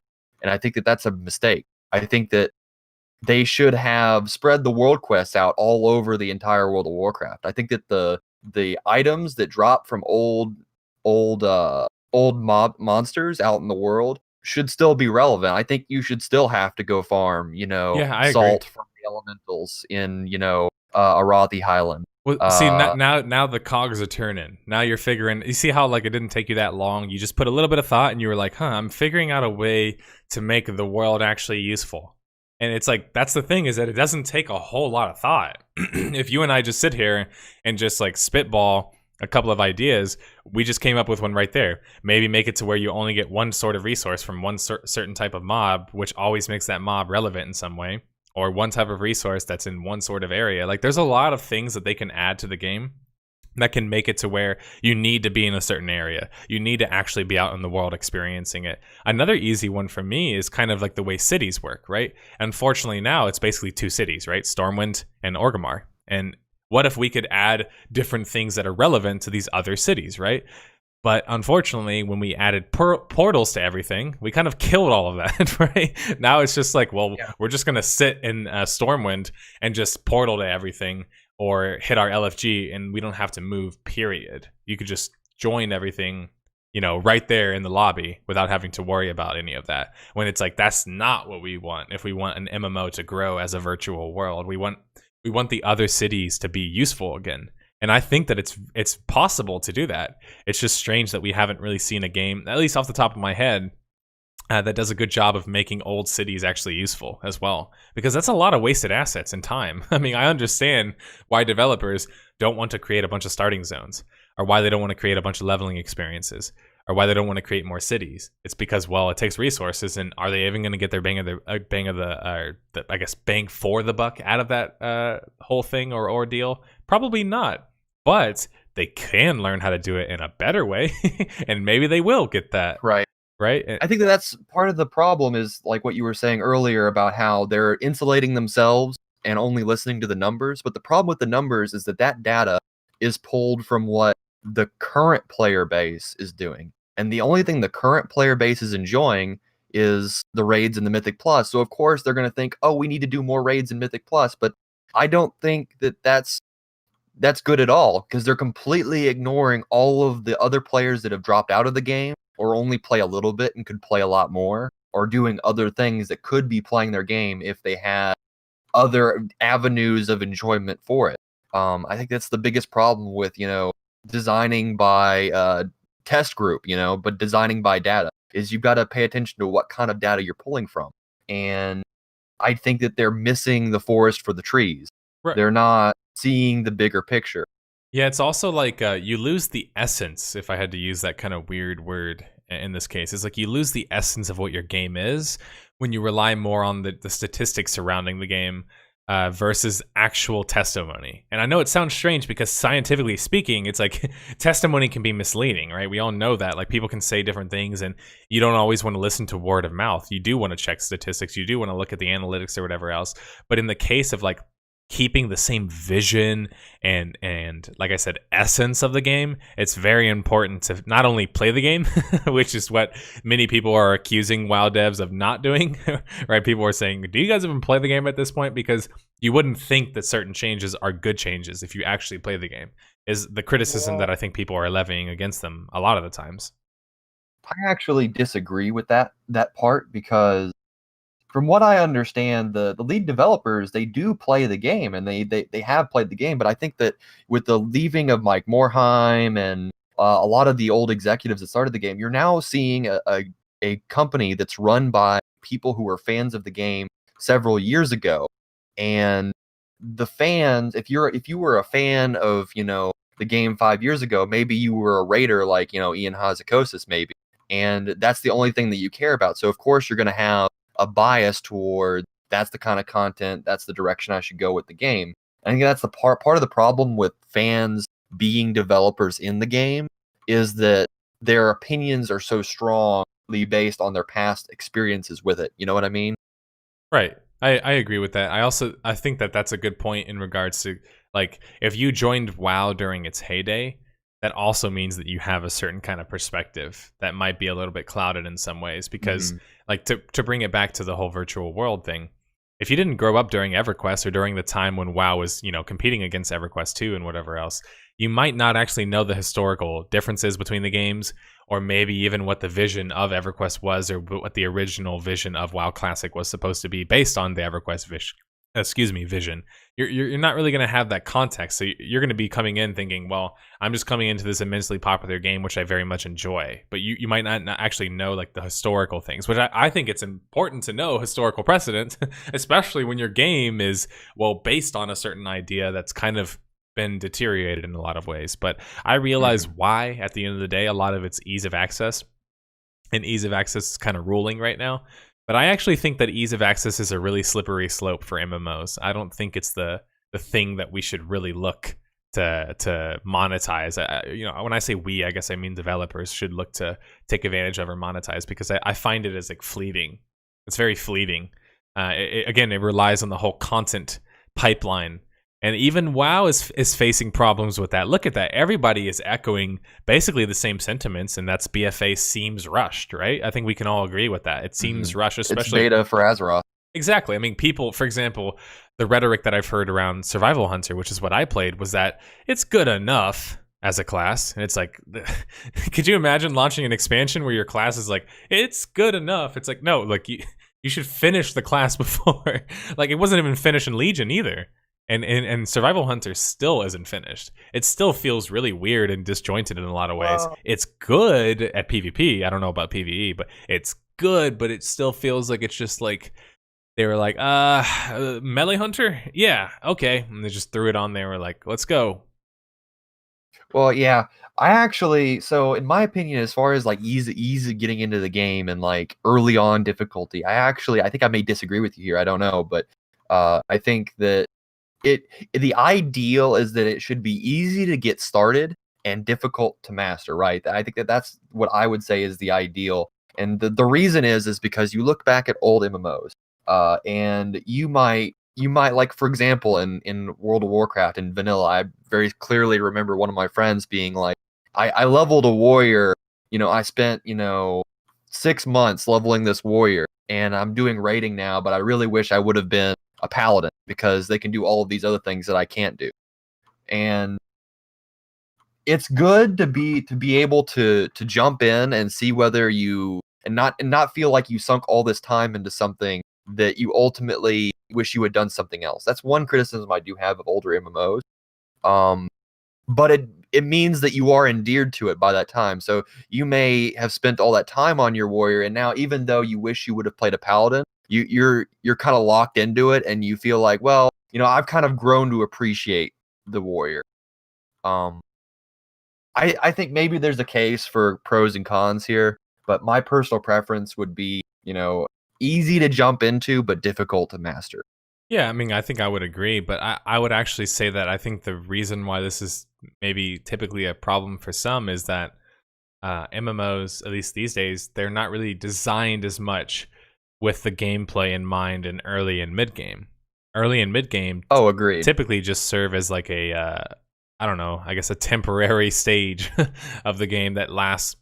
The way I described it yesterday in chat was kind of like, if early games 10% and mid games 15%, or vice versa, in game is all or whatever else is left at that point. It's basically 90 to 80% of the game, which I think creates that problem with ease of access to some extent, where it's just like, well, you're basically in WoW. Let's say you're a new player in WoW, which I know at this point it's kind of not really going to be super popular, or like not super prevalent, I should say. Most people have already played the game to some extent or heard of it. But let's say you haven't and you're going in completely cold, like you don't know anything about the game. You get to max level probably relatively quickly. It's not a super hard grind, especially if you buy a pre-made character or whatever else. Or let's just say you buy a pre-made character because it comes with the expansion. Now you have this character that you basically have no idea how to play. And then you're like, all right, I want to do some content. And well, the only content you can do is the group content that you need to do, or the daily quest, right? If you want to play with other players, you need to do the group content. Well, the group content, that's why everyone is so bad in LFG and LFRs. Like, the player base is never taught how to play, basically. And so I think like that's the problem is like, yeah, it should be easy to play and hard to master. But we're also making a critical mistake in regards to how developers teach people the game, which is that we're not creating good players. Unless you're going to get there on your own, and which not everyone is like that. Not everyone is a super tryhard. Not everyone's going to min-max. Not everyone's going to, put 10 hours into a raid or whatever else. Like some people just want to show up and kind of have some level of, understanding of what they're doing. But in WoW, it's just like, man, it's such a deep pool at this point. I feel like it could feel a little bit overwhelming, and maybe that's why to some extent that they decided to kind of makes certain classes really simple. And what I've noticed with the class design, I don't know if you notice this as well, is it seems like it's almost more MOBA-like to me. Like every class has their like it's very simplified. ultimate. Yeah, every class has their ultimate, and it feels like Heroes of the Storm to some extent. It's like, okay, here's the warrior's ultimate. This is like your win condition. A survival hunter has this little spam ability. Like, it's like here's his ability. That's his win condition. His kill command combo. It's like everything feels so formulaic, even in regard to the way the classes play. So I think that also affects it. But that's a little bit of a tangent. But yeah. I'm willing to admit that for some people that it's really bad when this happens, but one thing that Legion did well, in my opinion, for me, was that you picked a spec and you really had to develop that specialization. Like I played a Guardian Druid and I had to dump points into my artifact for just that spec, and I had to get gear just for that spec, which meant that I was really good in that specific role, and that kind of felt unique. And I had developed, a very good character for that specific spec, and it made differentiated myself from other druids that I ran into. Now, on the other hand, I'm willing to admit that that's really bad for certain players. Like I have a friend that did not play Legion almost at all because he was an altaholic and just couldn't stand the idea of my warrior is locked into one spec and can only really get good at that one spec. And I understand that, but I feel like Legion, for that, having that complaint, it's way more popular than this expansion for certain, and is way more popular than Warlords of Draenor. I think it had to have been more popular than Mists of Pandaria or Cataclysm. Like it was the most popular expansion since Wrath of the Lich King, I think. I would agree with that based on everything I've seen as well. All right, that's cool. I'm glad you came by and we could talk a little bit more about WoW. I don't talk too much about WoW typically because I find it to be this like giant minefield of a conversation with some people. But it can be because everybody wants different things from World of Warcraft. Yeah, and I'm willing to admit that, like I said earlier, if I was the dev, I would focus on world building, but I probably wouldn't put as much time as I should into raiding. And that there should be people on the design team who focus on all the aspects that the major populations in the game like. There's one thing in particular, and that I've mentioned ad nauseum, and I'm sure I'll make a video directly addressing it. But like the biggest thing that I see problematic with WoW and what WoW created is that developer made content being like the best, I guess, like the best form or the most used form of content dispersal in MMOs. I think it's just inherently problematic because not only can't most companies keep up with their population, like imagine, I mean, this is the problem with like 99% of MMOs that have failed, as people will realize, especially someone like me who's taken the time to look at a lot of the patterns, is you'll see that a lot of the games obviously fail within the first 2 months, right? Like they drop like 90% of their population, I think, after 3 months, or 85%, I think was the statistic that I saw someone mention once. So like that in itself already sounds like an incredibly high number. But those players who remains probably already beat all of the content. That's the scary thing. If your game is built around raids and story modes and questing and things that are basically finite amount, aka developer made content, you can only play as much as developers make content for you. It's almost like you're always chasing the developer. It's like a race. Like the developer is running away from his audience, like his rabid fans, like trying to constantly create more and more objectives and things for them to do, but they're going to struggle with it. And even, like, to me, the BFA expansion, what it proves to me is that even Blizzard can struggle with an expansion. Even Blizzard can struggle with developer-made content, which it basically pioneered and, does better than anybody else. And that tells me in itself, I don't think it's a totally sustainable business model for, like, the average MMO. I really don't. I think that giving the player more tools and more opportunities for emergent gameplay is probably... And I shouldn't say probably because other people have made this, discovery as well, like Raf Koster. I saw Smedley made this assessment as well, where they basically said that developer-made content, the finite content, it doesn't have the same shelf life that emergent gameplay does, or a sandbox game can have. It's just that, someone is going to have to take a risk, obviously, to get the market to that point. Or we're going to have, some indie company come in and show everybody how it's done. Probably.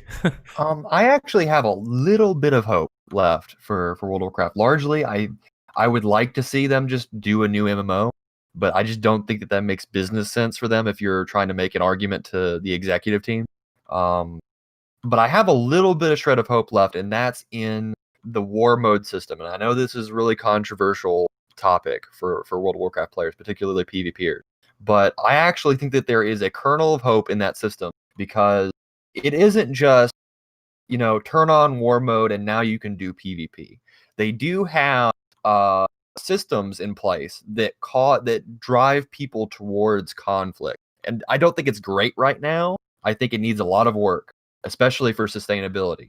But I think if they continue to develop that, even just a little bit going into the next expansion, I think it's a feature that could really make the world come back into World of Warcraft. And I'll give you an example of this. Early on in the expansion, when everyone was really going after those world quests, there was a world quest popped up on like the second or third day of the expansion that had a really good piece of gear. And so there was everybody trying to do it. And so I went there and I have war mode on all the time because that's the kind of player I am. And I went there and there was a pitch battle going on over this world quest. I'm talking, there was at least 50 people on each side going back and forth, wiping each other out, trying to get a tag on the boss mob. And I feel like if they added more longevity to the world system to get people out into the world, I feel like war mode could bring the world back into it. And I feel like that system could really shine and create player-driven content. I just don't think it's there.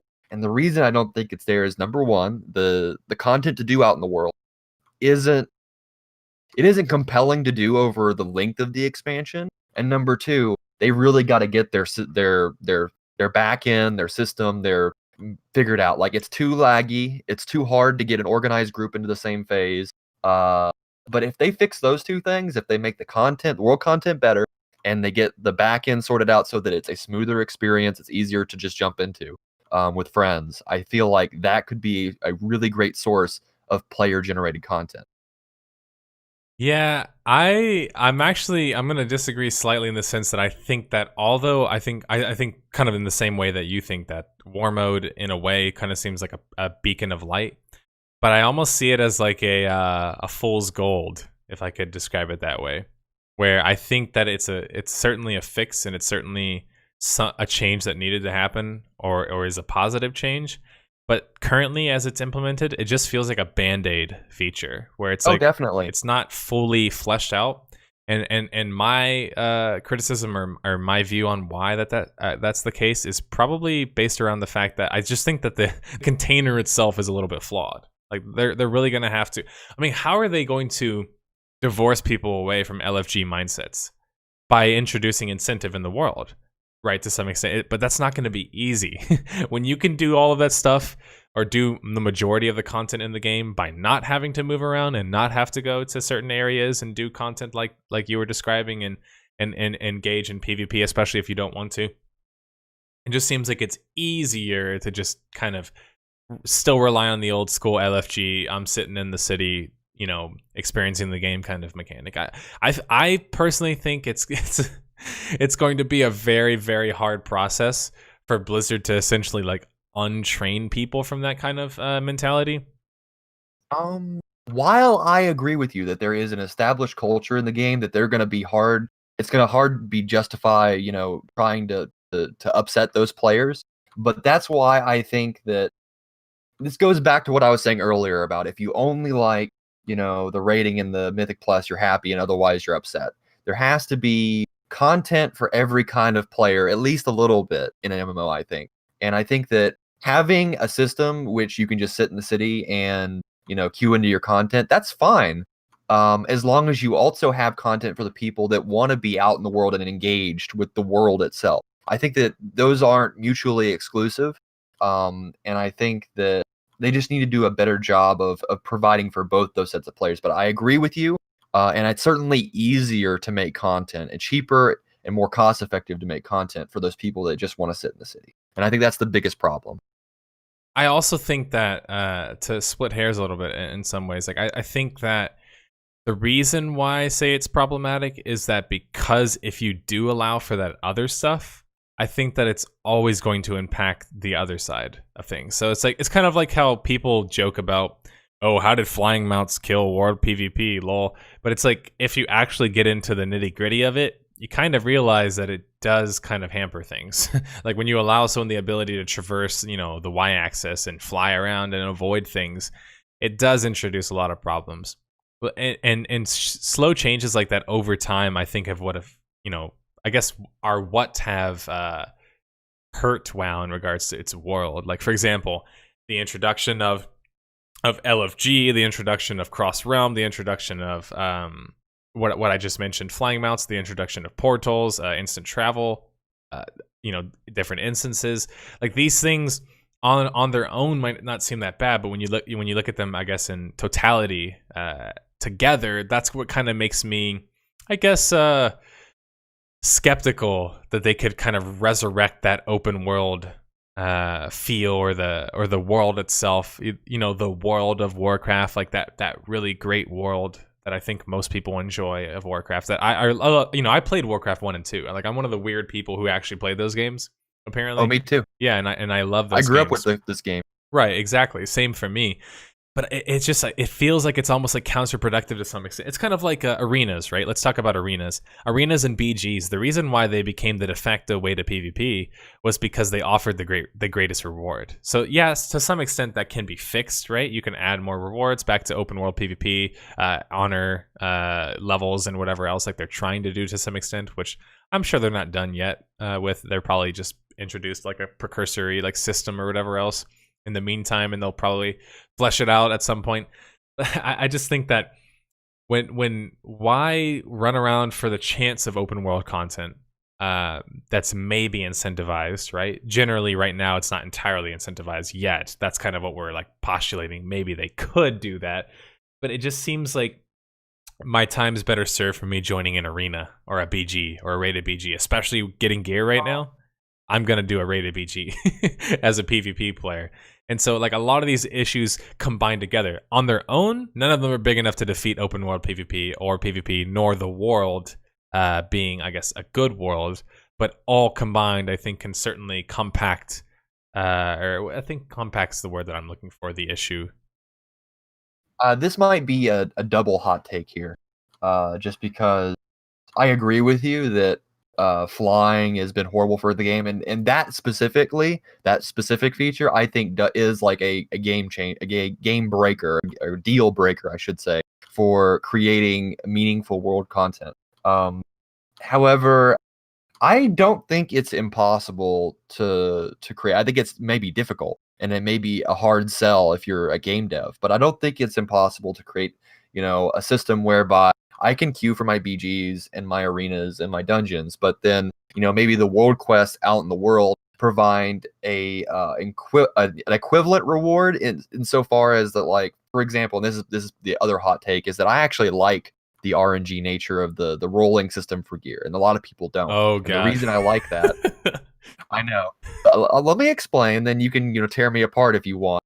But the reason I like that is because it allows you to create world quests whereby, like, maybe the world quest has the minimum item level I get for that piece is 5 item levels lower than what I would get if I did a dungeon, but I have a chance to roll higher, and I can complete 5 world quests in the time it takes me to do 1 dungeon. So it's either equivalent or relatively equal to if I had just sat in the city. Now, that may not solve the problem of being like, well, players are going to take not necessarily if they're equal, then players are going to take the easiest and laziest way to do it. I agree. There's a lot of people that are going to do that.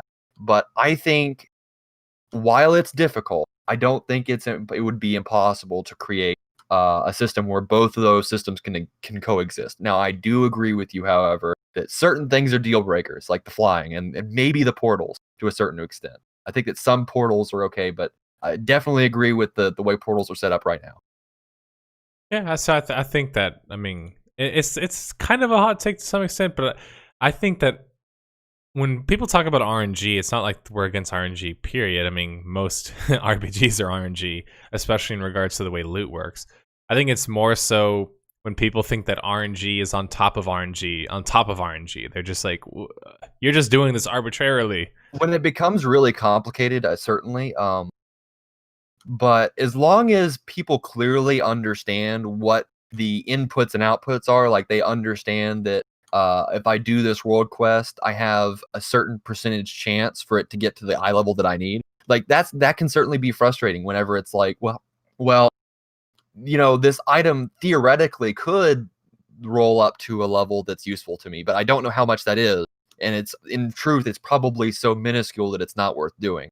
That's frustrating, and I think that's bad design. I think that much like gambling, the odds should be posted. You know what I mean? I feel like that would solve a lot of people's bad feelings towards RNG. Just simply knowing what their odds are of getting what they want. And the other thing, and that would also keep people more honest, keep the developers more honest. Because right now they could set that chance of getting the actual useful item really minuscule, and no one would know the difference, and people could still keep doing it, not knowing. Well, here's the even scarier and they will design better. The even scarier thing is that they could do that in regards to a loot box or an object. Oh, and they do. I'm sure they do. And that's really why people get really kind of up in arms about the idea of loot boxes and people taking advantage of, the human nature to want to like push your luck and gamble on things. It's because of that exact reason. How do we know if they're not affecting the numbers? We don't know what the numbers are. Like you said, we don't know what the percentages are. So we have no clue. We're just like, we feel like we're getting a bad deal, even if maybe we aren't. Yeah, on many levels, it feels like a bad deal because you don't know, how many times do I need to do this to be effectively like putting in a solid effort? Like if I know that if something has a 5% chance of happening and I want that thing to happen, I need to do that thing, so many times to get up to a reasonable chance of having gotten it that day. You know what I mean? But if I don't know, then I'm in the dark and it feels bad. It feels like I shouldn't even do it if there's a better chance to just go for the minimum somewhere else, Right. Exactly. Yeah, and I'm in agreement. I've talked too much about WoW today, but I appreciate you coming on and asking questions, and I think we had some really good discussion. I'm sure the fans who maybe want me to talk more about WoW are excited to hear more things, and I also think that you brought up some good points, and it's also nice to see a WoW fan who seems to be more objective about things, and you're not just like either jumping onto popular opinion automatically, or you're not just like completely entrenched in the way things are and you don't want things to change. So I appreciate that. It seems like you actually care about like the longevity of the game and you want it to be the best game that it could be so you can enjoy it in the best way that you can. Well, that's what everyone should want, right? And I appreciate that you indulged me, you let me rant live on air. So I had a good time. Yeah, no problem, man. I appreciate you coming by. Everybody in chat, thank Ulysses for the WoW discussion, please.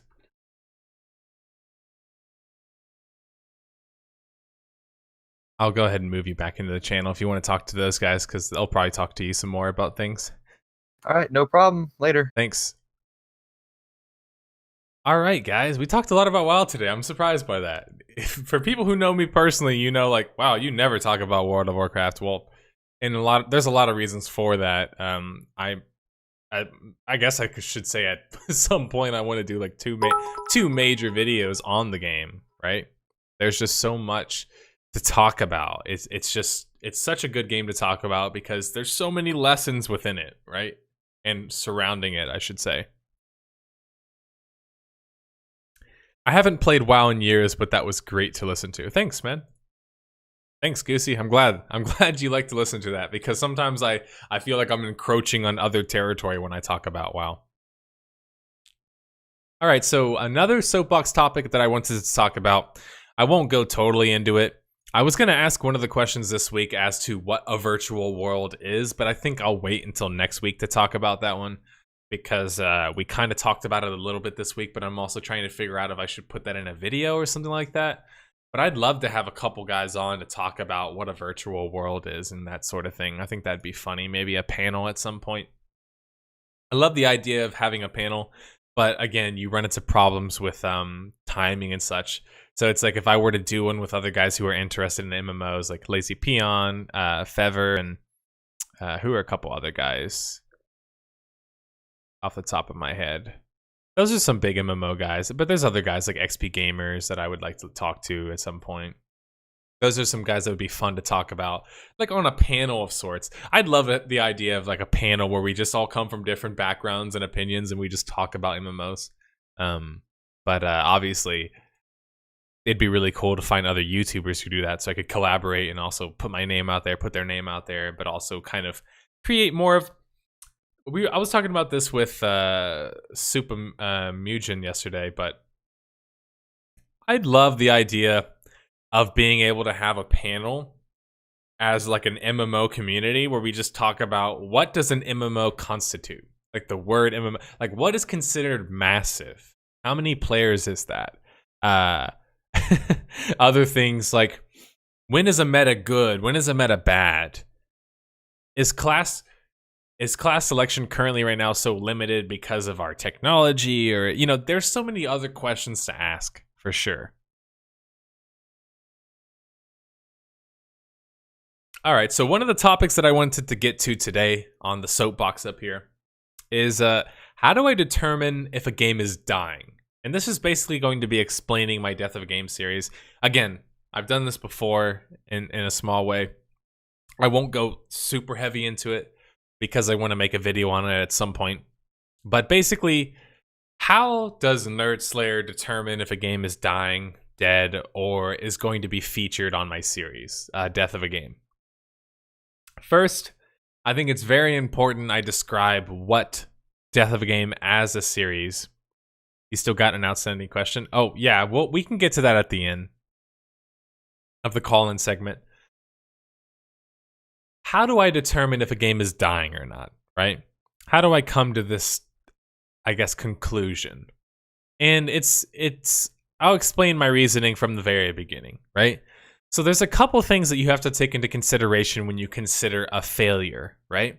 A failure is obviously going to take into consideration things like scale, right? At what scale are you failing? Anticipation or expectation is a big part of failure, right? If you think that your product is going to sell 1,000 and you sell 1 copy, that's a failure, right? Statistically speaking. But let's make it easier for math. If you think that you're going to sell 100 copies and you sell 10%, well, it's like you sold 90% of what you thought you were going to sell. You sold 10% of what you thought you were going to sell. You didn't sell 90% of what you thought you were going to sell. So expectation is a big part. Expectation goes hand in hand with hype and things like that. Obviously, there's financial concerns. How much money did you put into the game versus how much money you got out of the game, right? The ROI, the return on your investment. How much money did you make from it? Was it a successful venture, right? There's a lot of things that go into considering a multiplayer game as a failed or a dying game, right? As I've mentioned ad nauseum to everybody who knows me, including Limpos in chat, is that what I define as dead is not often literally dead, right? Like my series does not describe games that are only literally dead. And the simple reason for that is that it inherently limits the content that I can make, but it also allows us to like pretend that the only way you can determine if a game is successful is if it's existing. And that's just not true. If a game is existing, it doesn't mean that it's successful, especially when you take into consideration all of those other concerns that I mentioned. Expectation, hype, how much money was put into the game, is it getting the positive return on the investment, is it living up to the artistic vision or the artistic value behind the game, right? There's a lot of things that go into that consideration. And as we know, the human language, right? We found ways to make things objective and things subjective. And now an example of this is that I am currently speaking English right now. That's an objective fact. But what if I told you I ain't speaking good English, right? That's an opinion, but I mean, you would probably say, yeah, it seems about right. You just kind of spoke in slang and in a weird Southern accent. But yes, like you would argue that it's not really like equivalent, right? It's not the same thing. And I certainly think that when we talk about death, we have to be willing to talk about more than just literal death, because there's a whole other process that goes up to it, right?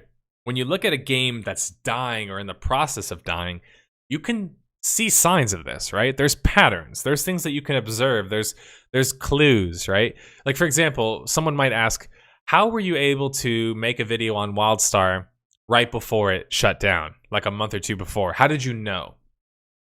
Obviously, I don't know, like in some weird, like omniscient sense or something. Like I don't just know everything. I'm not perfect. I make mistakes and whatever else, just like anybody else would. But it's an educated guess, right? And how do I arrive at that guess? Well, that's basically how I create the Death of Games series. It's first you pose the question of, what's a game that hasn't done well? What's a game that's dead? Obviously, the easiest games to do Death of Games on are games that are actually dead, right? Like, and I mean in an official capacity, like Star Wars Galaxies, Warhammer Online. What's another good example? Those are probably the biggest examples I can think about right now that you can technically go play those games, but not in any official capacity. So they certainly would be described as dead, right? Even literally dead. In some ways, if you say that, well, the original implementation or iteration of the game is the literal death, right? But the WildStar video would have never came to be if I only ever talked about literal death. And so how was I able to determine that I thought WildStar was dying or about to die, right? And the simple answer is that, well, there's a lot of factors. The long answer is a video for another time, but I'll give you guys this, that I first look at what the game set out to accomplish, right? Its vision, artistically. That's a very hard thing to quantify. So that's the first thing I start with, right? It's more so a abstract thing to think about. But then I also think about concerns such as how much money was put into the game. How much money did the game cost? How much money did the game make? How many sales did the game make? How many subscribers did the game have? How their financial situation looks, right? If the company goes free to play, why is that? Was it because they were not doing well in subscription-based games? If the game launched free to play, why is that? You take into all of these considerations, and whatever business model they choose, you can weigh up sort of what their level of success is with such, right? This explains my constant harping on the subscription numbers for Star Wars The Old Republic, is when people say the game didn't fail or isn't dead or isn't dying, it's like, well, when you lose 90-something% or more of your population, well, far more at this point, 98% of your population in less than a year, I think we can chalk that up to being a failure, right? I think we can chalk that up to being a failure. Now, can we say commercially? I mean, they actually were able to make quite a lot of money off of their free-to-play version of the game, so maybe not.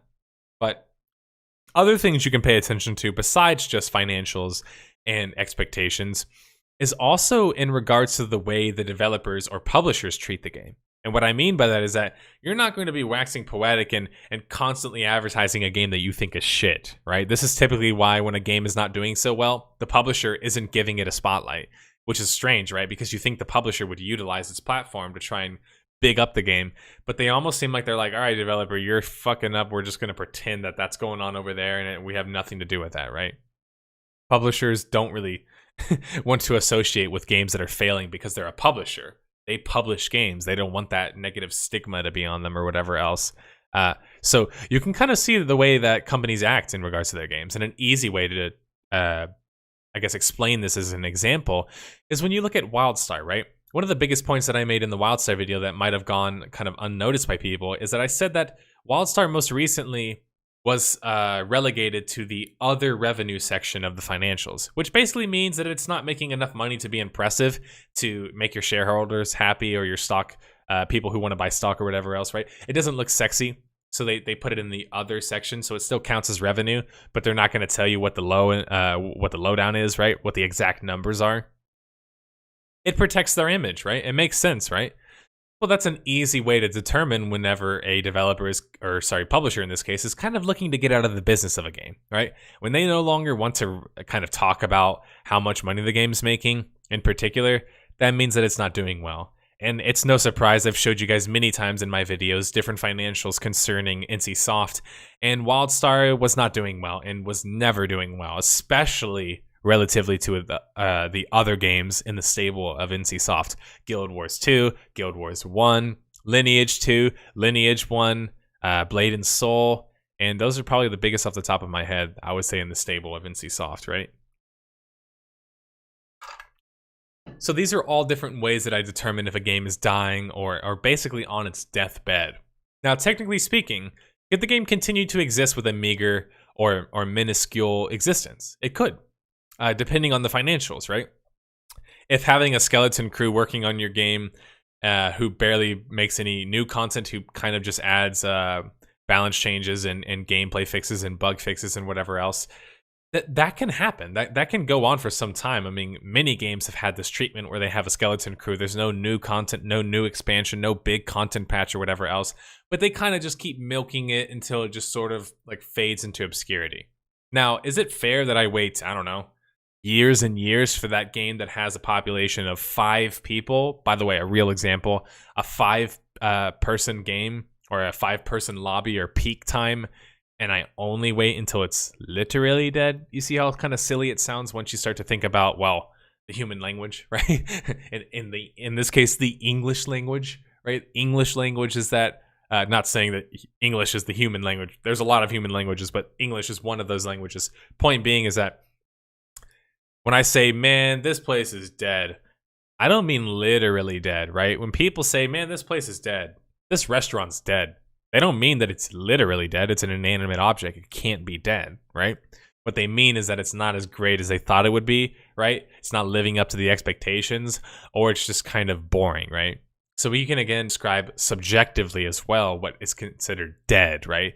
Are they losing hype? Do they have next to no players? And yes, we can get into a lot of finite discussions as to how many players is considered dead, how many players is considered a failure. All of those questions ultimately can only be answered by the developers. And the reason for that is because unless you're a publicly traded company, like NCSoft, for example, we don't really know what your financials is, not in their entirety. So we don't know, like especially MMO developers are not incentivized at all to tell you what their sub numbers are or population numbers are, unless they're doing well. So you're never going to hear Darkfall, one of Darkfall's reboots being like, hey guys, we're currently at 130 players. Why don't you come join the great experience, the great sandbox experience, right guys? Like they're never going to advertise that.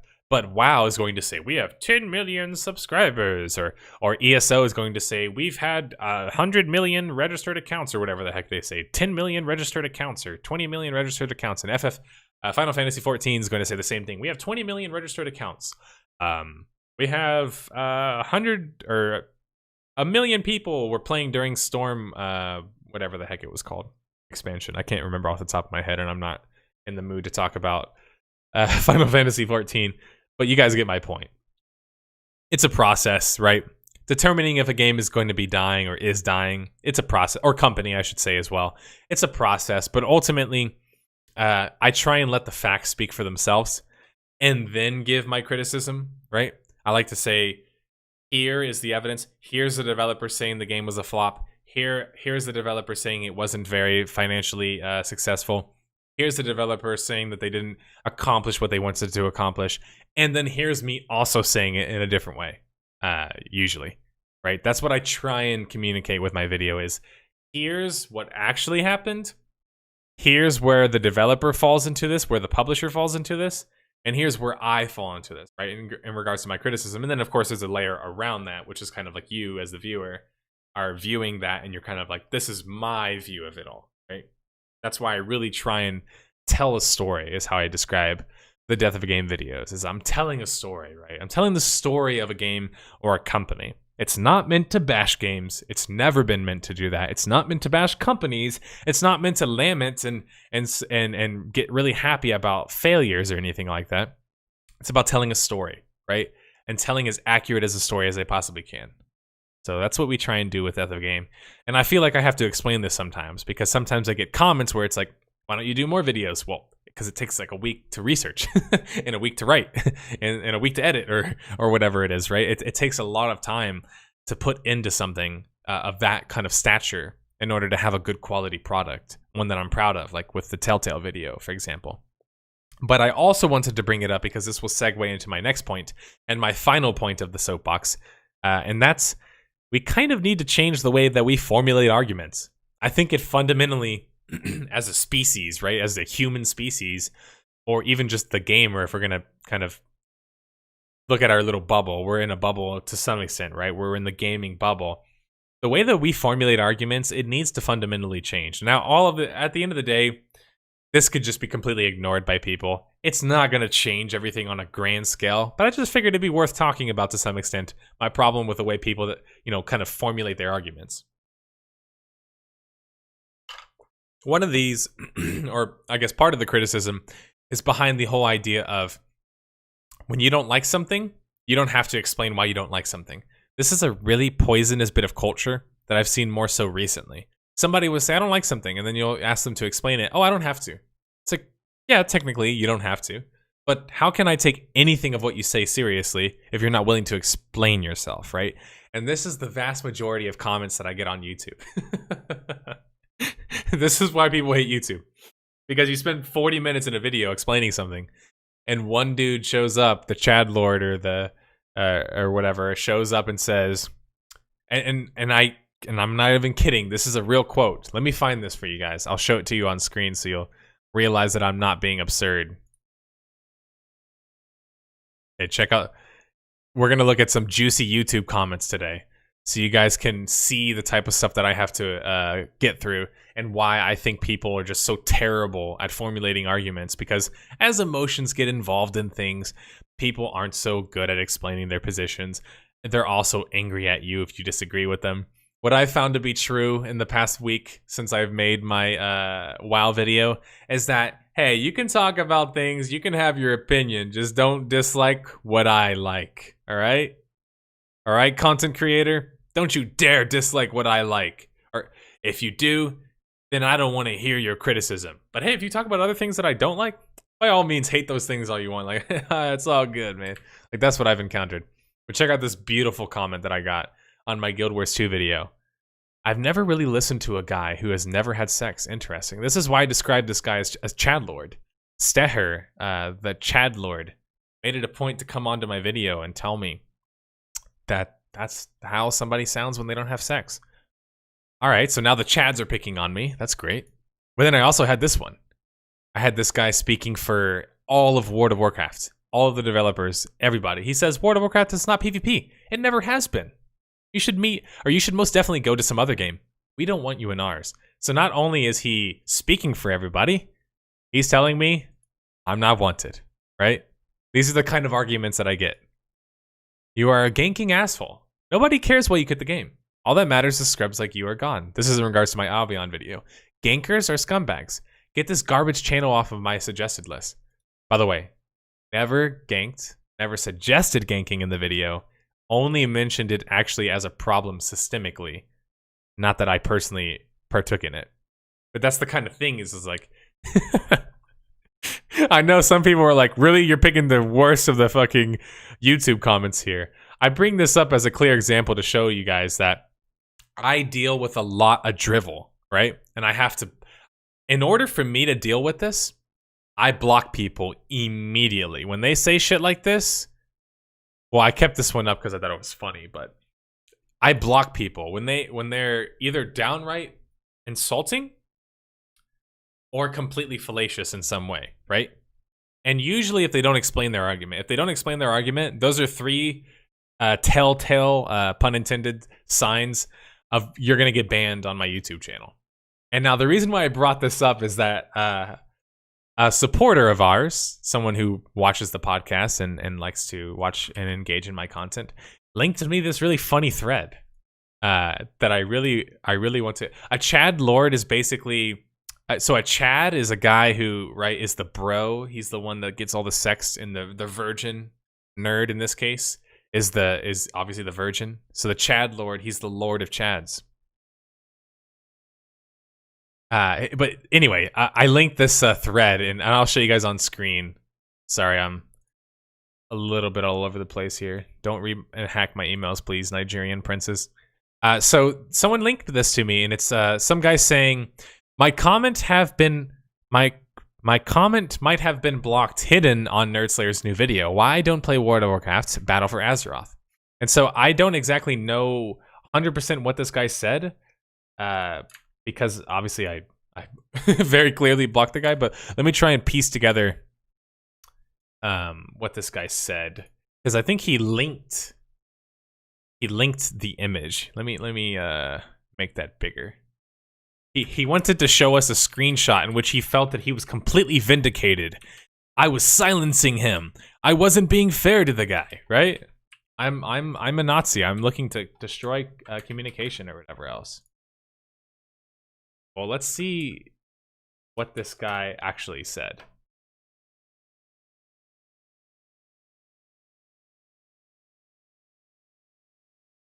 He says, "Good job. Just grabbed a bunch of criticism on Reddit and hoping on the hate ban or hopping on. I think he meant to say hopping.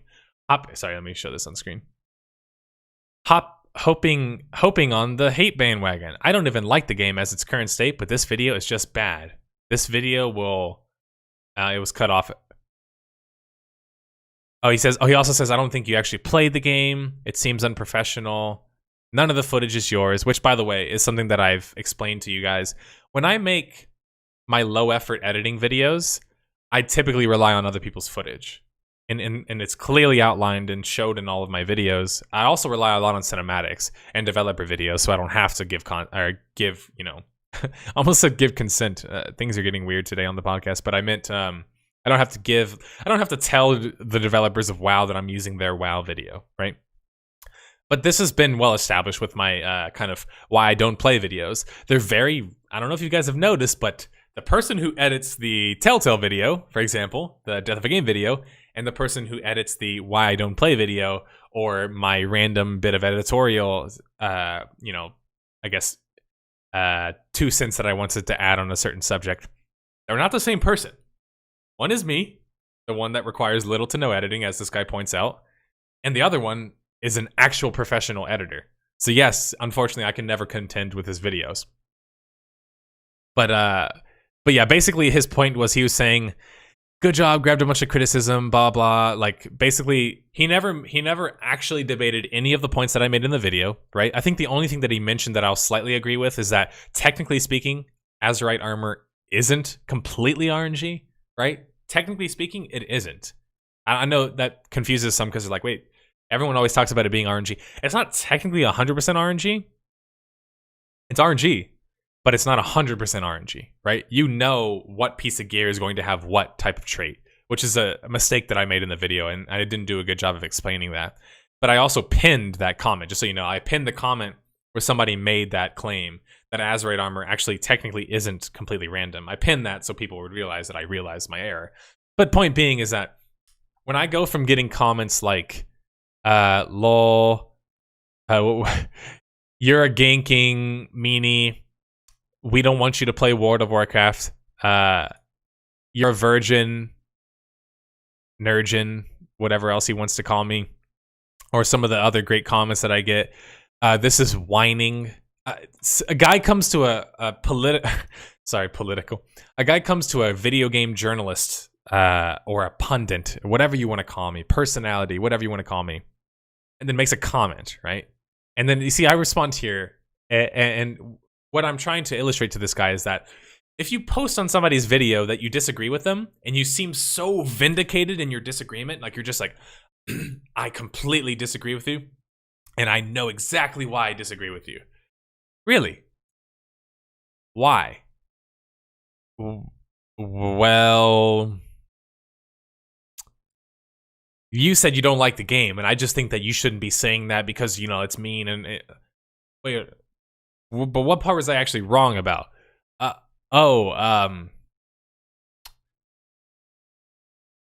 Crickets, right? That's basically what the conversation comes down to the majority of the time that I engage with anybody of this kind of conversation. It's like, you have to ask them to make the argument for themselves, which is the sad state of affairs of the argumentative skills of the people in 2018, is that I actually had a guy in my Discord the other day that we had to ban because he broke one of our rules. And one of our rules is that you cannot make claims without actually showing the evidence or backing up your claim, right? That's a very important rule for me because unlike what most people might say about free speech means you have the ability legally to say whatever you want, right? You do have that ability, but guess what?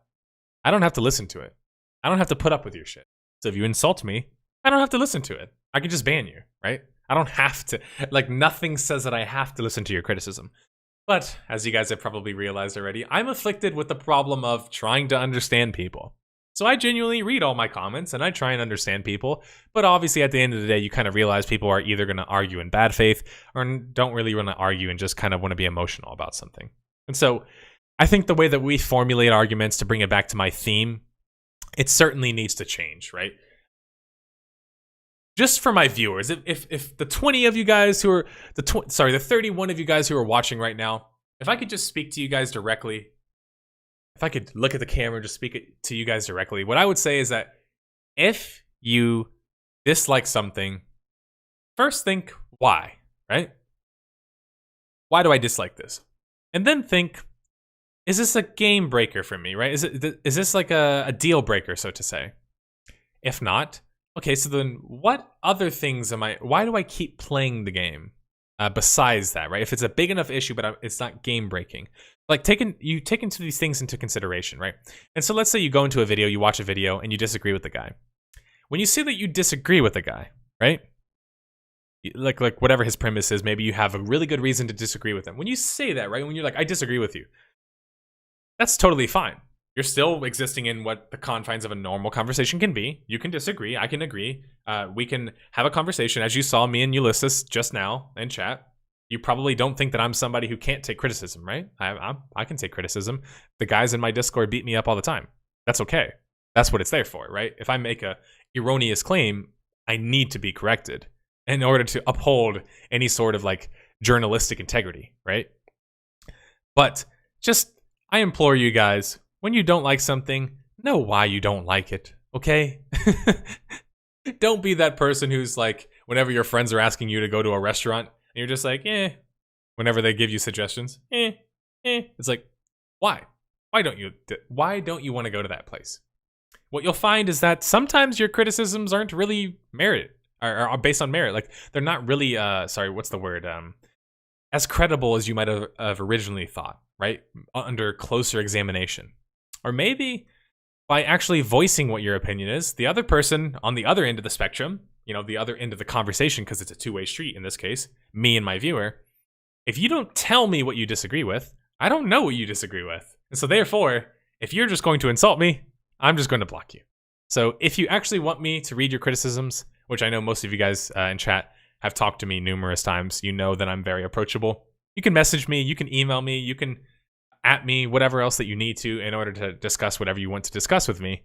But leading with an insult or saying that you disagree without explaining your disagreement, guess what my second question is going to be when you say you disagree? Guess what it's going to be? Why do you disagree? Right? And I laugh at it, and I know it's funny and it's absurd and it's funny to make fun of, but it's true. I mean, can we just as a community, as the Nerd Slayer community, as the Noir Club, can we all band together and just say, let's do our part to make sure arguments are that much better? Don't let people make erroneous claims that you don't think. When you think a claim is not true, ask them to prove it. Ask them to show you evidence. Ask you to show you an example. Ask them to explain themselves. If under further scrutiny, their point kind of just falls apart, as it normally does when you when you analyze something, under closer scrutiny, it starts to kind of fall apart, right? You realize that, well, somebody's criticism isn't really that valid if they can't properly explain what the criticism is, first off, right? Second off, they're explaining what the criticism is. You can determine whether or not if it's a good criticism or a bad criticism. So I realize, guys, I'm telling you this perspective, and there's somebody out there who's not hearing this, who's going to argue with you, the person, you watching right now, or listening, is going to argue with you and make all of the same claims that I just made. I hate you. I disagree. And you're going to be like, but, and then you're not going to want to engage, with that person. Here's the problem with YouTube, right? The reason why people, again, back to the insulation thing, they insulate themselves because they keep getting met with bad criticism. Bad criticism, yes, this is a very careful distinction to make. Bad criticism doesn't mean it disagrees with you, right? Bad criticism doesn't mean that you don't like the criticism or it's negative. Bad criticism means that it doesn't actually offer anything constructive, right? because you technically can be a douche and helpful at the same time. I've probably encountered many bosses that were this way, where instead of just telling you how to do something, they got mad at you when you didn't do it, but they still taught you how to do it in the end, right? So you're like annoyed or you're mad at them, but they still gave you good advice. And that can happen. Criticism can have a subjective slant to it, but ultimately, whether or not you decide to take it in or address your work or take it as a means of addressing your work or analyzing your work, that bit is more objective, right? So it's like, at the end of the day, I personally can't discard criticism that's good. I can't, even if I disagree with it, even if it proves that I'm wrong, right? I can't easily just ignore that. But most people obviously aren't going to be thinking about such concerns because they're not a public figure like me. They're not thinking that I have to constantly always explain. I feel that way, personally. I need to always explain why I don't like something. What's my criticism? Explain my criticism. Explain the analysis of the point of why this game failed or this game didn't fail, right? I have to take the time to explain all of that and to do the research. Because in this current day and age, it doesn't seem like other people are willing to, but also because, in my opinion, as a public figure, as someone who now considers himself a video game journalist, I need to very much hold some level of integrity, right? All right, so let's read a little bit of chat right now. We're probably about to jump into our call-in segment. So I'll go ahead and change to my call-in segment on screen. And this is now the call-in segment. You can join the podcast lobby on my Discord if you'd like to ask me a question or talk about anything in particular. Or you can @ me in Twitch chat with a question. I do have a couple questions already, so I will get to those. Brawley said, I wish I could have a discussion with Arcade about you. I would love to hear your feedback on my thoughts. You mean about what my problems are with Arcade at the moment or whatever else? I tell you, your videos have a really good deep. Fuck those people. Well, thank you. I appreciate that. But it's not that I get sensitive to when somebody doesn't like me, right? Because like I'm somebody who comes from what I would describe as very, very simple beginnings, right? I grew up poor.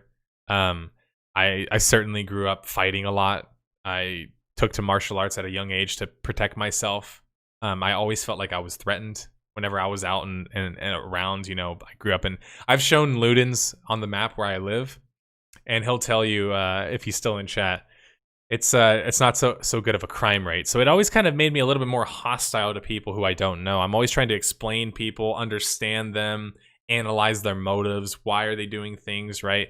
I'm the paranoid PTSD kid, basically in a nutshell. But in this case, I really want to understand people's criticism and understand their points, and I want to make good videos. So it's hard for me when you do get kind of overburdened with a bunch of bad criticism and bad comments to ignore that shit and remember the actual good comments. But I do want to make it a point to say that I do get good comments, I do get good criticism, and I do get a lot of support. So I don't want to make you guys seem like there's like a sap story or whatever else. I don't really care about any of that. I'm just talking about, I guess, the discussion itself. But I get plenty of support. And not to mention that I've been proven wrong many times by people who watch my content. They've made points to me quite frequently that I've had to later on agree with or kind of like go back and change certain things that I've said or make a pin a comment or an announcement or whatever. Like, it's happened to me a lot. So I very much value my connection with the community because you guys help me make the content that I make, but also help me understand kind of where I'm sitting and keep me honest is how I would describe it. Because all of the stuff that I say, I want you guys to apply to me too. When I say I don't like something, ask me, can you explain why? If I don't already do it, which is very unlikely that I wouldn't, but let's just say, like, hold me accountable too. Make me explain it, right? And that's why I started making those why I don't play videos, is that I'd be streaming and I'd say, oh, I don't like this game, just kind of like offhand, and somebody would say, oh, why in particularly don't you like this game? And I kind of would realize that, well, it's going to take me at least 10 minutes or 5 minutes at least to explain my reasons as to why I don't like a game. Shit, for WoW, that video in itself would take me probably 30 minutes at this point. but I made this video particularly for BFA recently. Point being is that it's a process to describe to people why you like or dislike or don't like something, and it's very easy to ignore that process. And what I mean by process, I mean like the journalistic integrity part. Learning a source, addressing the situation, properly analyzing something, giving yourself enough time to build your premise or to answer whatever your hypothesis is. You have to be very careful in these ways. And it's a bit annoying. I saw a recent YouTuber, Robocost. I'm not sure if you guys have heard of this person. I'll type it in chat. Robocast or whatever else. I'm not a fan of this Robocast's content based on a recent video that I saw. He made a video about, I believe it was Battleborn that I saw only recently. I don't think the video came out recently, but it was a Battleborn video that he did. And it was weird. At 9 minutes into the video, he asked the question of, okay, well, besides competition, which is obviously the elephant in the room with Overwatch, why isn't the game doing particularly well? I glanced at the video and I realized he had 3 more minutes. I was like, we know that last minute you're probably gonna like shout out your Patreons or do like an ad or whatever else. So you have maybe like 2.5 minutes, maybe 2 minutes to explain your entire premise as to what the other reasons that the game aren't doing well or didn't do well. How on earth could you do that in 2 minutes? Seriously, how could you talk about that much analysis in 2 minutes? And even if you could, I can analyze my toast for 2 minutes. That's not enough time to explain the deep, workings of a game or to explain how something can fail properly, right? I mean, you could say Demicore, you could say shots fired to some extent. I'll fire shots at anybody that I think is putting out content that I don't really respect or think that that's entirely good. But again, anytime I see somebody create these types of criticism, the reason why I as a content creator have to voice this is not jealousy. People are successful in their own right. They have their own journey, whatever else. And it's not because I want to be antagonistic to other people because I'm competitive or whatever, right? It's because the integrity of the criticism itself. I'm trying to understand how in 2 minutes can you tell me how Battleborn failed besides mentioning Overwatch? Like besides the Overwatch part. All of that in 2 minutes? It's just not possible. And so that's why, like, I get when people criticize even more my more recent videos of not being long enough. Not every video needs to be really long. It needs to be long enough to explain the premise or explain the types of point and analysis that you're trying to make or trying to take away from the game, right? It needs to be long enough. But some stories are obviously longer than others. Like Telltale, for example, is an entire company that's been around, was around, I guess, technically, for about, at this point, like 12 years, right? Or something like that. Like they were around for quite a long time. So I wanted to tell the entire story of that. But point being is, be careful about YouTube content. And I don't just mean gaming. I'm throwing shade everywhere. Like when people make content, wonder to yourself if you can trust them, right? Are they credible based on their other videos or on their record, right? Are they a credible person? Then look at the data that they're presenting to you, if any. Is it credible? Are the studies done well, right? Where are they getting their information from? Is it from some community website? Or is it from maybe the developers themselves, right? Or, someone who's involved with the development team? You have to look at where all of this is coming from. And like a mystery, okay? You're dodging and weaving, and I've tried to make more of my Death of a Games feel like a mystery, because that's what it feels like to me when I'm going through it. It feels like I'm getting through this like big mystery. And so I want you as the viewer, and I'm getting better at that.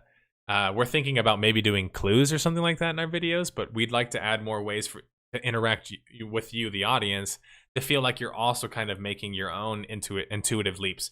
Just a little bit of random off-topic question here quickly before I get to the questions. But have any of you guys ever watched one of my videos, the Death of a Game videos in particular, and had your own kind of revelation, your own intuition that ended up matching mine? I bet you many of you would say that's happened, right? Many of you would probably say, I thought about that thing that he thought about. I thought about it when he thought about it, or when he mentioned it in the video. Or I thought about it by the end of the premise of the video. Well, that's the point. I'm trying to do that. I'm trying to make you guys, inform you guys to where you can also form your own opinions on how you think things are. Because you don't have to completely agree with mine, but in certain senses you do, right? On the facts that you can't argue. For example, you can't argue that SWTOR is doing well commercially. You can't make that argument, right? You also can't make the argument that it's meeting its expectations. Can't make that argument either. So those are like very big cruxes of the argument in which I made surrounding SWTOR. All right, so to get to some more questions, go ahead and at me if you have any question about any topic. This is an AMA. This is a hot take section. If you have a hot take you'd like to make, if you just want to call in and ask me a question or whatever else, now is the time to do that. There's a couple questions I wanted to get to beforehand. These are questions that were left for me yesterday. These people either couldn't be here live or just wanted me to get to these questions and maybe couldn't, ask them at the time. The first one is yet another question from Rafnar Caldon.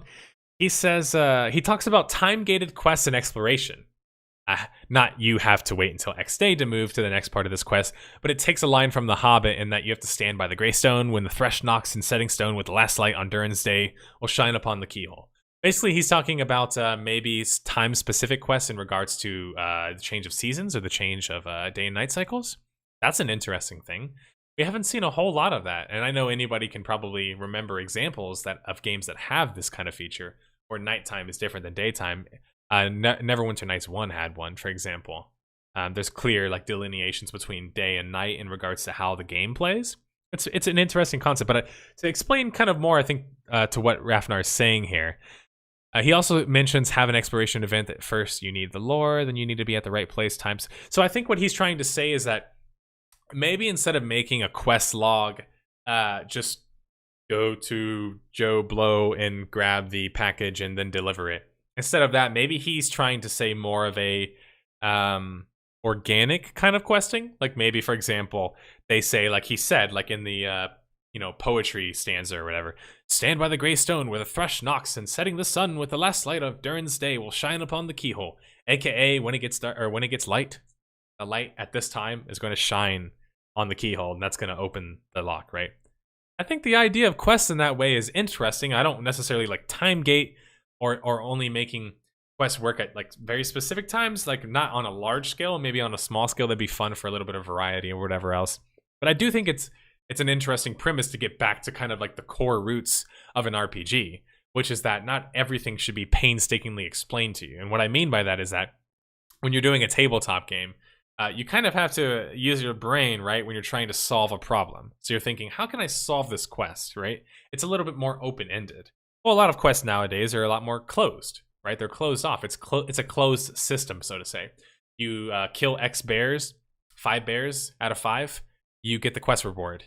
Nowadays, they have like the extra quest reward, which they stole from Warhammer, by the way, and most people don't give Warhammer credit for that, but the extra quest reward may be like, you kill extra 2 boars or 5 boars and you get the extra XP for it, right? That's kind of like questing is a lot more closed off. What I kind of find interesting is that we don't have more open-ended questing. And not to say that the developer needs to be the one to create this kind of content, because they don't have to. We talked about this on the Discord the other day. Here's the beauty of player-made content. MMOs, first off, are tailor-made for player-made content. That's kind of the crux of the game. But on top of that, the player-made content could make dungeons. If you give people the ability to create a dungeon or create an instance, right? And games have done this before. It's not like they haven't. Star Wars Galaxies has done this to some extent. I've heard Rift has done this to some extent, a scenario creator. Different games have flirted around with this idea of being able to create your own quests, create your own dungeons, create your own PvP excursions. They tried to do that with I think they were called Warfronts in WildStar. They're supposed to be like your PvP crafted like base or whatever. So like people have attempted this before, but I do find the concept of giving players the onus to some extent can have a negative connotation. I understand that because it's like, what, you're expecting us to play our own game, to make your game for you? But the funny thing is the majority of the time, the player base, us, are pretty good at that, right? If you look at community-made content, we're pretty good at making our own quests and making our own story. I mean, the entire tabletop genre is founded on the idea that, yes, there's a book and certain rules that you follow within a universe, whether it be, D&D or whatever else. But you can create your own story, right? You can create your own scenario. You can create your own dungeon. I just realized that I really need to go to the restroom, so I'll be back. I'll be back, y'all.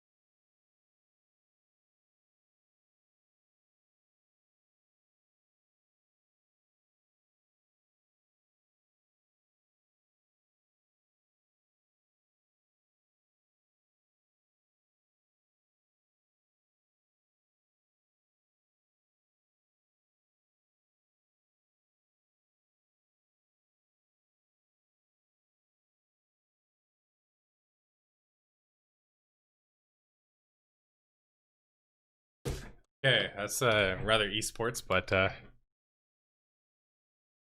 taking a break in the middle of the podcast. But okay, so I think we kind of covered to some extent what you're talking about, Rafnar. I like the idea behind it, like the theme, I guess I would say. Moonman asked me a question about time investment in regards to maybe that being an issue with how MMOs play in current day. Moonman1595 said this. He's one of my patrons in Discord. There's certainly something to that. I think we can all say that MMOs kind of skewed into the other direction. So first they started that MMOs took a lot of time investment, right? Almost too much. We could probably argue almost too much time. And so it was like negative in that way. And developers behind EverQuest have voiced this concern. They actually thought even EverQuest in many ways was too slow, right? Brad McQuaid said this himself. But how do we balance the amount of time investment that you put into the game with the amount of benefit that you can get, I guess I would say, right? How do you balance time investment with fun? Now, obviously, I think most of us still want long-term options, even if we might want to focus more so on early game options because we're tired of just playing the game until the very end of the game, right? We want to have fun right away, want to have fun immediately in the entire experience and not just at the end game. But at the same time, time investments certainly have decreased, obviously, for many of us who've gotten older. We have families, we have jobs, we have other things that we have to adhere to. So it's not easy for us to invest the same amount of time as before. So I'm with everyone in the sense that I definitely think time investment needed to change. It just looks like it's changed almost too much into the other direction. So I think what we'll see naturally is that the market will kind of come back the other way. That's kind of what I'm thinking about at the moment in regards to that. But interesting point in question, Moonman. Another question that I had from earlier. I actually don't know who this question's from. Does anybody know who this question is from? The one you guys sent me regarding... Oh, Scavello said this one. Scavello. That's how I would say it as a Hispanic man. But he says, will you ever do a Death of a Game on Looking Glass Studios and its influence on many recent top-tier titles? Bioshock, Deus Ex, and Dishonored. I'll be honest, I don't know much about Looking Glass. I'll Google them right now. Let me see what games they've done. Because usually I find that you won't be able to figure out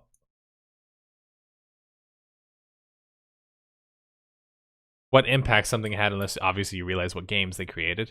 Okay, so that's the company behind System Shock and Thief. Two great games. It's definitely a very interesting story. I will. How about this, Scavello? I will add it to my list. How about that? Because I do think it's interesting enough to talk about at some point. Ooh, that reminds me. If you guys haven't noticed recently, you will notice. I might as well just make it completely transparent to you guys. Is that I've started to play. Sorry, not play.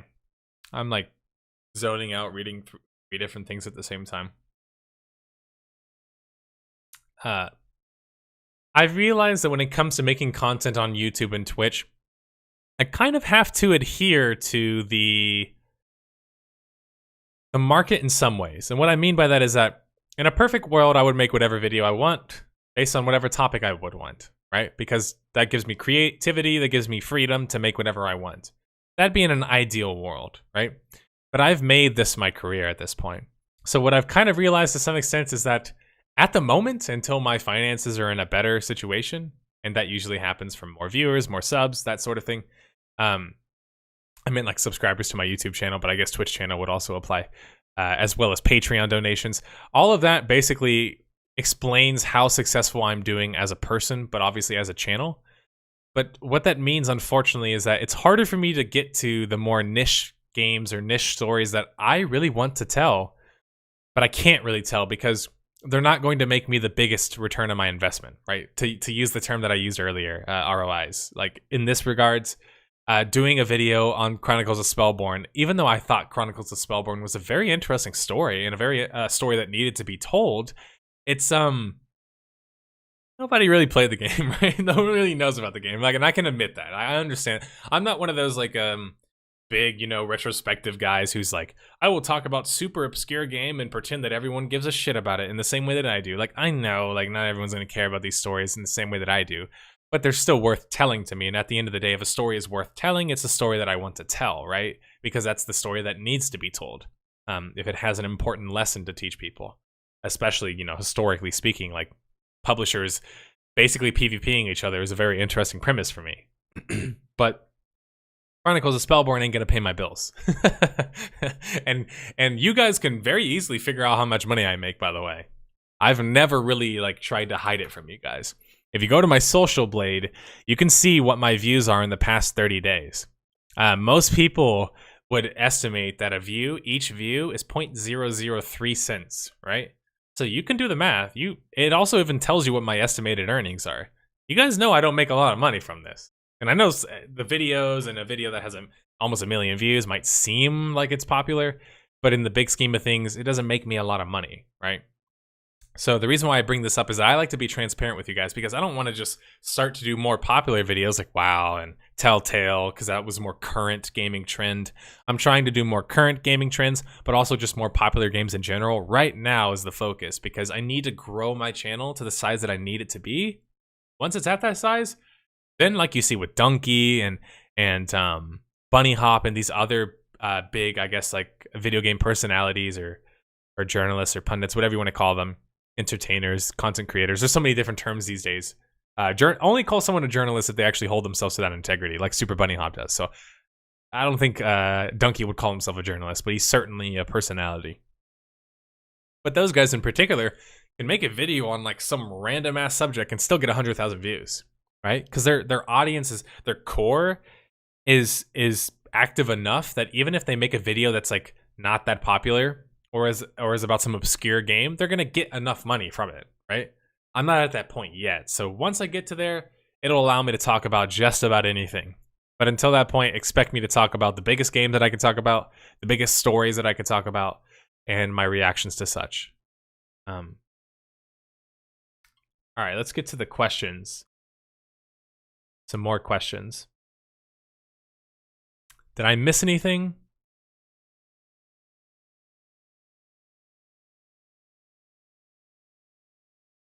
Saximus said previously, not to get too heavy, but I feel like people have forgotten the serious consequences that come with such mentalities. I agree.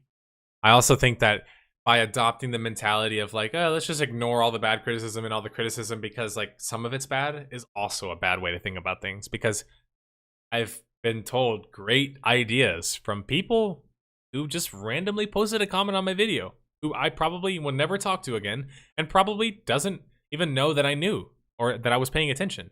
Now, I will see the person every now and then be like, oh my God, you saw my suggestion and you made the video for me. And I'm like thankful that that person remembers. But in most cases, it's I can't just discard every bit of criticism. You have to be willing to take in some of it, right?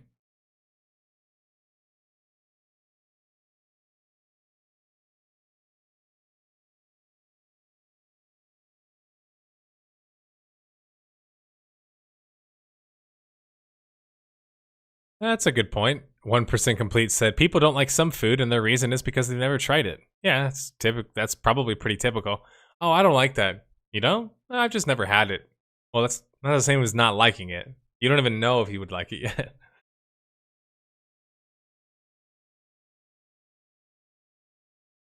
You always leave nice Do you, Limpos? I wasn't sure about that. Yeah, you missed the WoW topic, Vizil. You only just reached call in? What are you talking about? You want to call in, Limpos? Call in, dude. Ask me whatever you want to ask me. It's taken over 30 minutes in the stream to unpack part of why you don't like WoW. You see what I'm saying, Skivel? It's like, I get it. Like, someone in chat the other day said something. By the way, if I look shorter right now, it's because I'm leaning over because my knee hurts and it's more comfortable for me to kind of lounge in my chair. So I'm bringing it down to typical height level now. But why do you keep getting yourself hurt, nerd? Probably because I'm a nerd who shouldn't be doing all this shit, maybe. I don't know, maybe that's the lore that I need to create surrounding me. But to address what you were saying in regards to it taking that long for me to explain my criticism of WoW, it shouldn't be easy to explain your criticism of something that's been around for 14 years, right? It shouldn't be easy. It should be a process. It should certainly take a certain amount of time. Explaining criticism in general shouldn't be like necessarily easy. Where can we ask you? You can ask me questions in chat by adding me or by joining the podcast lobby. Demicore, you're absolutely right. Thank you. I don't know about the Lord part, but maybe that'll kick somebody's fetish. Chances are he is just abiding to YouTube's algorithm, trying to keep the video within a certain length.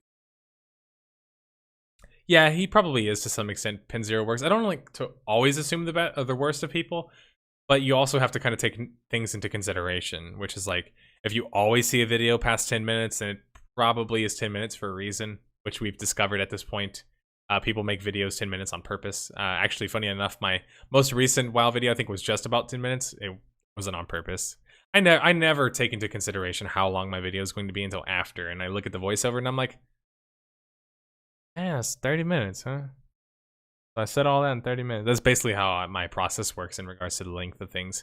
Now, obviously, I actively try and cut down on how long my videos are, but that's because my nature is to want to make long, form essays, but that's not always the most exciting for people, especially like before my content. I went too much into detail. There's a such thing as like talking about too many details. It doesn't really add to your overall point past a certain point. This Robocast has twice the subs. That's why. You guys are on. If it feels like I'm pulling the wool back from over your eyes, so to say, as you're watching these YouTubers who have 300,000 subs, 400,000 subs, who do analysis, and you watch their video and you're just like, wait, what was the analysis? I run into this problem a lot where I'm just like, where was the analysis? I heard an opinion. That's not the same as analysis.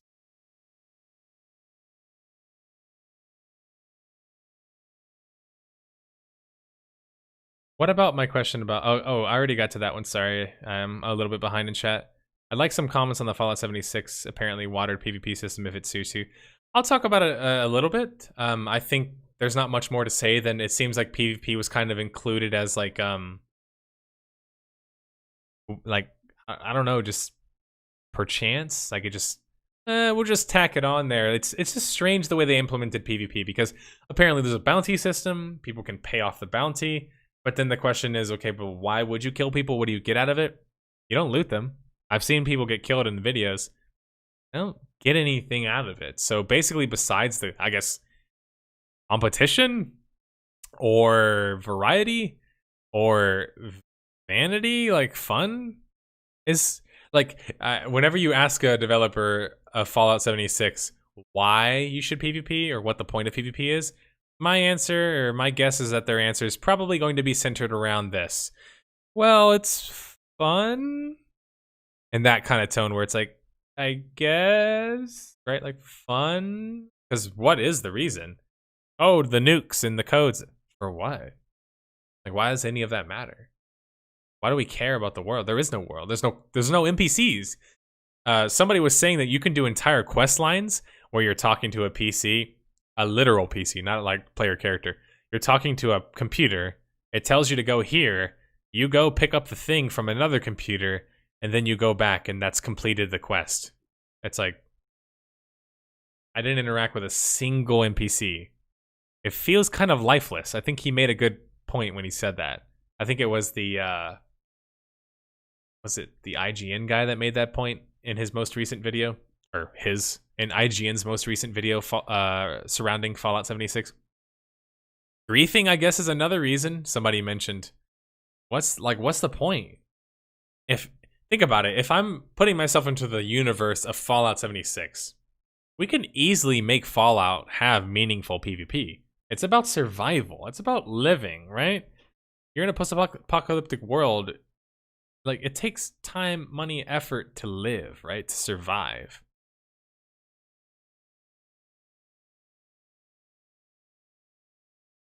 What else do we got? Any other good questions? it's weird seeing and hearing him. Yeah, it's probably even weirder right now when I'm sitting back. There, if I sit up, I'm more like this tall. But I've allowed myself to shrink down to this level as I hobble around on my knee.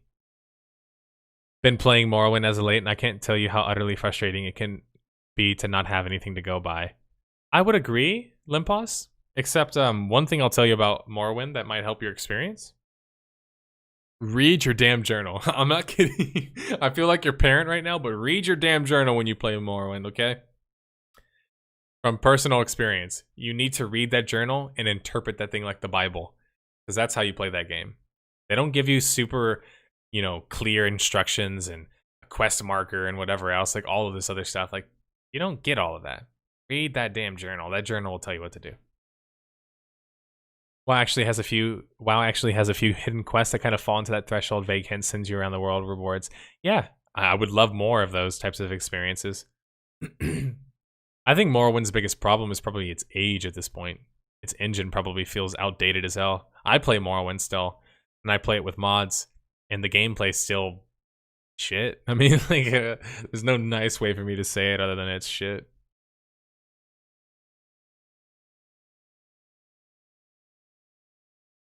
Looks like we're out of questions. Anybody else wanted to add anything? Hi, I'm the guy from Reddit. Can I leave my question here and hope you might take 5 minutes answering it? Yeah, sure. Is that M Razgrass? Mr. Asgrass? If you want to join Discord and ask me your question, you're more than willing to, but you can also ask it in chat. Bethesda is conflating PvP with ganking. You mean in regards to what? Like, you're saying like they're thinking that PvP is just basically having ganking in the game. I think I understand what you're saying to some extent. If there's no purpose to kill somebody, it's ganking. In my opinion, that's the definition of ganking. If you gain nothing, there's no benefit from killing another player. Resources, survive, build your settlement or whatever. If there's no reason, it's just ganking. Like, you're just killing people for like no reason, right? I mean, like, who cares? There's no rating system. It's not a MOBA. It's not CSGO. I'm not like global elite or something. I can't become challenger or something. It's literally just a repetitive gameplay feedback loop where I'm just killing someone just because I feel like it. Like, that's ganking. There's no reason for any of that. Your coworker came by. I remember watching podcasts and watching. I used to always get my lunch during work when I was like 18, so like 7 years ago, and I would watch. Or at this point, it's more like 6 or 5 years ago, so I was probably like 19 or 20. But I would watch. I'm a Cutie Pie play League at lunchtime. I used to always just sit there and eat my lunch and just watch. And of course, anyone came by, you automatically switch off. You're like, oh. You don't want someone to see that you're like watching a video game because that's weird in itself, but also obviously watching it at work. Become a pro chatter. Yeah, I should just do reaction videos. Just kidding. That only works if you're actually popular. If I'm going to play 76 for the PvP, the system basically forces me to be a griefer. And that's the problem with PvP, is people don't understand that at the end of the day, you have to understand why or explain why you would want to or have the desire to kill another player. If the answer is it's fun, it's generally not going to be good enough. Unless it's like Jedi Academy levels of gameplay fun, right? You're going to need a reason. And when you're in a post-apocalyptic world, there's plenty of reasons to PvP. Why is it that Bethesda is unable to get to any of that? Why can't they tap into the Fallout universe, which at this point is like 20 years old? There's so much lore and stories that they could tell. There's so many ways for them to introduce PvP. They're not doing it, though. So it's like, if PvE is their game, why are there no NPCs? I'm so confused. You can't have emergent gameplay without enough tools in the game. So if they're hoping that the players will carry on the experience, like most sandboxes or survival games, well, you're going to need more sand in the box. You're going to need some more tools, Bethesda, other than just allowing for PvP. Or other than having kind of, courier quests.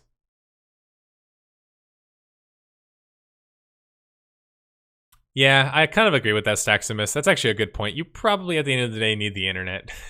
I used to use a guide. So I'm kind of the bad person to go to about Morrowind advice because I used to have a guide as a kid. And now I obviously have beat the game 3 times, so I remember mostly everything. So yeah, don't ask me about tips in Morrowind in regards to as a new player getting involved. I guess I'm totally out of out of touch and out of perspective.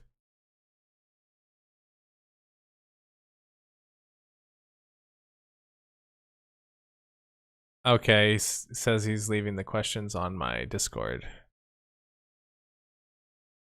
All right, so Mraz asked me a question on Discord. He says, I'm the immature guy on Reddit MMORPG that posted about a comment that got blocked on your YouTube channel. First, I want to apologize to you for the rather aggressive comment on YouTube. English is not my language, so I fucked up the tone a lot. Again, I'm sorry.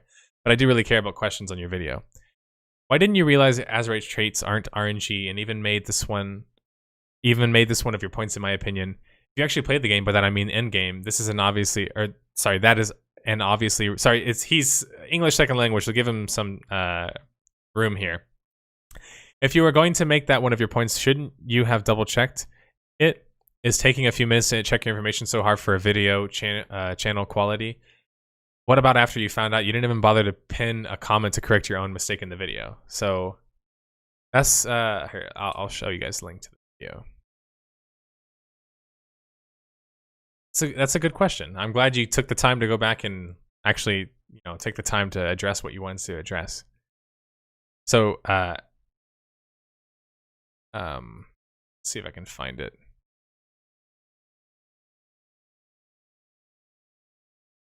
Where is my pinned comment on here?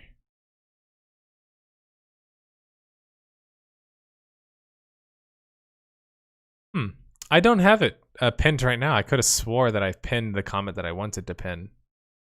So I'll have to go through and look up exactly. Sorry to show you guys what I'm doing. Oh wait, I always do that. I don't remember exactly what comment was the one that I was going to pin, but there was a comment somebody made where they said that clarification, like this is the point that they made. They said clarification, the gear is random. Whether or not you get the gear is random, but the gear itself actually is only going to have certain Azerite traits on it. So we actually made this point earlier in the video, or sorry, earlier in the podcast. I don't think you were there for that. What's this person's name? Mraz. I don't think you were there for that part of the video, but we actually did make that concession that I was wrong about that. And to explain why I was wrong about that, it's actually, in my opinion, fairly easy to formulate that thought. And the reason for that is that you can't actually change the passives in a piece of gear. So that means that it's natural to not only assume that to get the next piece of gear is based on RNG, which it is. It's natural, in my opinion, to assume that the Azerite itself would also be randomized. I think it's fairly rational to assume that. And in my experience, that's what I came away from that experience thinking, right? So I was wrong. I was flawed in my assessment. But I also linked the video that what's their name? They're a couple that does WoW videos. They did a breakdown of Azerite armor that I briefly mentioned in the video. That's by the way, a really, really good video that explains the problems with Azerite in painstaking detail. I also linked that video. So like my intention was not to mislead anybody. It was just a mistake that I made based on a flawed premise, I guess, that based on it feeling more random to me because the gear was random. I thought that then the Azerite passives themselves were also randomized each time you got a gear piece, which to some people it sounds like semantics. It isn't. To be fair, if you get the same piece of gear, it's going to have the same Azerite pieces of or the Azerite passives. But if you get a different piece of gear, it's going to have different Azerite passives. So it is RNG with more RNG, but it's not RNG contained within itself, right? So like once you get the armor piece, there's not RNG within the armor piece itself. So that is an important point to make.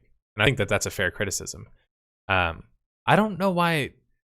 It's funny when you said that it was a pinned comment, because I just told the chat that it was a pinned comment, and now I'm looking back and I can't find the damn pinned comment. So I have to go through and find the one that I was trying to find particularly. But somebody basically explained exactly what the mistake that I made in the video was. And I had wanted to pin that one. But anyway, I digress.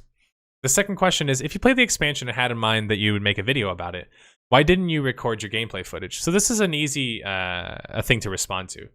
So the amount of gameplay footage that it originally took for me to create my Death of a Game videos is insane.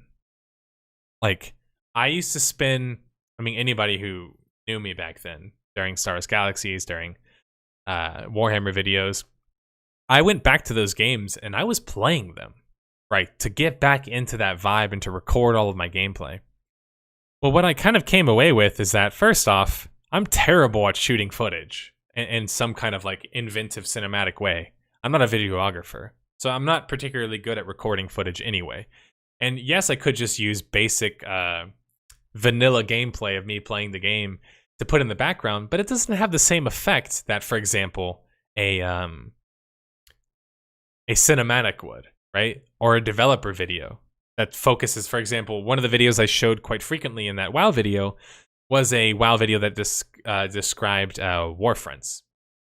So I thought there was a lot of a good reason for that. Second, as I've mentioned before, when I try and make my opinion piece videos, which are very obviously opinion piece videos, when I say I don't like something, that's an opinion, right? When I say something is dying, yes, it's an opinion, but it's an opinion that's based on a lot more rigorous research. So when I make a personal opinion video, first off, it's edited by somebody else. I've already mentioned this, so I edit the video myself, which means that I don't have the same resources that my actual editor does. He takes a lot of time to go through a lot of different gameplay footage that other people have made, that other videos that people have made, videos that demonstrate things like bugs, glitches, maybe excitement, maybe a reaction video, maybe a review he posts or whatever else, meant to show you that it's not just about me. That's the important part of my content, is if I only ever show just my gameplay, not only is it more difficult to make such a video, but it also, I think it incorrectly communicates to the audience that this is only based on my gameplay experience, which is just not true. Like when I show PC Gamer in the Darkfall video getting declared war on, that's a very integral part of the story, right? To show how united the community was at that time, but also kind of how toxic they were to some extent.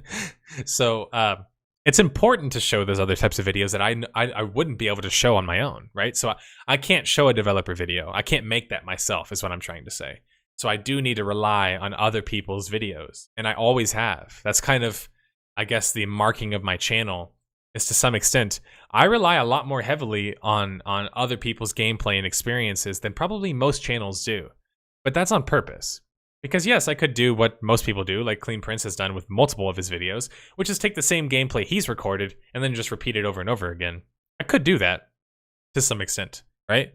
But instead, if I can go out there on YouTube, type in exactly what I'm looking for with the exact gameplay, with the exact video that I want, if I can showcase that one and just give that person credit, that's a lot. Not only is it easier in terms of time spent, but it's also more effective in telling the story or telling the point that I wanted to tell, if that makes sense. But to explain, I actually did record my gameplay, but like I said, recording my gameplay or not doesn't change the fact that it doesn't communicate the same things that I wanted to communicate with the video. That's why I showed a lot of cinematics, low effort, editing, but also it explains to people the type of vibe and essence that I was talking about. When I said that Battle for Azeroth made me feel something, that's a feel reaction. So when you make a feel statement, you want to show footage, right, of a cinematic or something that kind of evokes feeling, or music or whatever else. A third question is, okay, maybe you just don't want to record your own footage, but what is the reason of using beta gameplay footage, which contains unfinished interfaces showing? Although it might not even matter because that doesn't change your points in the video, but where's the quality? It's hard to get any footage of those interfaces other than beta footage. Well, so when I look for footage, I typically will look for it based on the year that I'm collecting the footage. There's been exceptions. I've made a mistake in regards to when I did the EVE Online video. I just looked up EVE Online gameplay and basically chose the first one that I could see, that I could actually watch, that showed the ship zoomed in and not completely zoomed out. And so I made the mistake in showing like a tutorial video. And I remember people let me have it for that one. And I totally understand their point. In that case, it didn't actually change what my criticism was. And in this case, it's much the same. Whether or not I showed beta footage or didn't show beta footage, it doesn't change any of the criticism that I'm making. Because I never made criticism about the interface. I never even talked about the interface, period. So it's not like I'm trying to intentionally misrepresent something. It's that I'm not going to put the same level of effort and care into a video that I'm making that is, first off, more based on my opinion, right? Because just naturally speaking, I can't. Right? It's at the end of the day, it's chalked up to this is what I think because I feel this way or think this way, right? But also, as I said, I couldn't be able. There's no way I would be able to keep up with the content pipeline that I would need to keep up if I also had to record every bit of footage that I needed to record. To give you guys an idea of how long Death of a Games used to take for me, my old Death of a Game videos took me. I think the first one took me a month to do, or 3 weeks or something like that, of like working on it religiously. I don't know about you guys, but not only is there no ROI on a month's worth of work, like putting that amount of work into something isn't going to give me a return on my investment, but it's also not really going to make my points any better, right?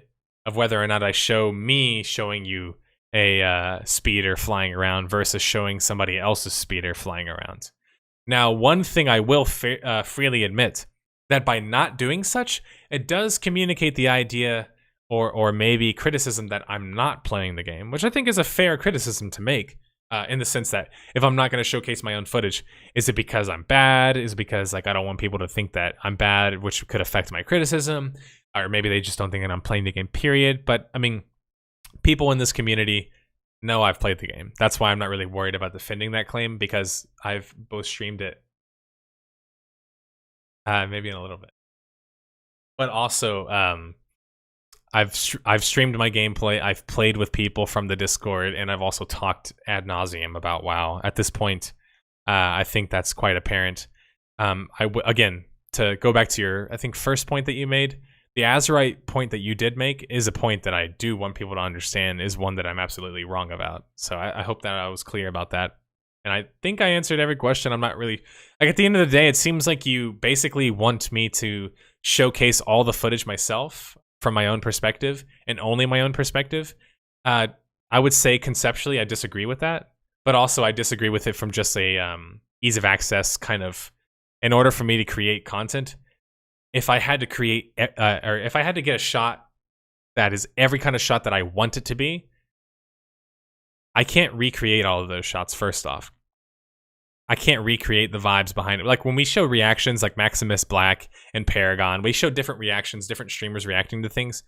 I can't communicate. When I showed soda popping in my Bless Online video, like I can't communicate that in the same way that I can by showcasing the other. So at the end of the day, as long as I'm using other people's content legally, right? And I know the legal stuff is very confusing because what is considered transformative use. I know that's a discussion we can have for another time, but at the end of the day, what I have done on all of my videos, I argue and would always argue it's transformative. So legally or in regards to YouTube's law, I'm never in danger of any of that. And I would never steal anybody's footage without giving them credit, nor steal anybody's footage, period, without giving them credit. So I think that makes sense. I hope that makes sense. I appreciate you taking the time, even if you maybe might not like me or might really want to drive in a certain point. I don't know what your stance is or who you are personally. So I just actually, funny enough, I just appreciate the fact that you came back and decided to re-ask the questions. I don't think I've ever seen that before. That cracks me up. Yeah, like Vazil said, they're not truly random, say, but it's also very impossible to target the specific one that you want because of the RNG rates. That's the point that I should have made, Vazil. I did a poor job in doing that, and I also directly... I don't think I made the claim per se that all of the traits themselves are random on each piece of armor set. I didn't make that exclusively, like I didn't make that claim, but I inferred it greatly. I will totally admit that I inferred it. In fact, I believed it, which is even a step greater. Same for Hellgate London. Yeah, same for Hellgate London. Hellgate London took me just so long to make that video. Hellgate London honestly was the first video that taught me, all right, nerd, if you're going to make these videos, you can't spend all the time trying to record the kind of footage that you want to record. It's just not realistic for me to do that. And look, if I was a better if I was a better videographer, if I was better at filming, like if I was as good as my friend Adun, who runs the Rustfall server, like if I was as good as him at creating and filming things, because he's a videographer, he does it as his trade, like professionally, then I totally would agree with you that I would be much more effective at communicating the kind of gameplay shots that I would want to communicate. But obviously right now it's kind of like, I don't even know what really to show you guys, whereas I can go find somebody else doing exactly what I want in a fraction of the time. Is the unmodded game also insanely dark in dungeons? A question about Morrowind? No, it's not. I actually specifically mod my game to be very dark, so you have to use a torch.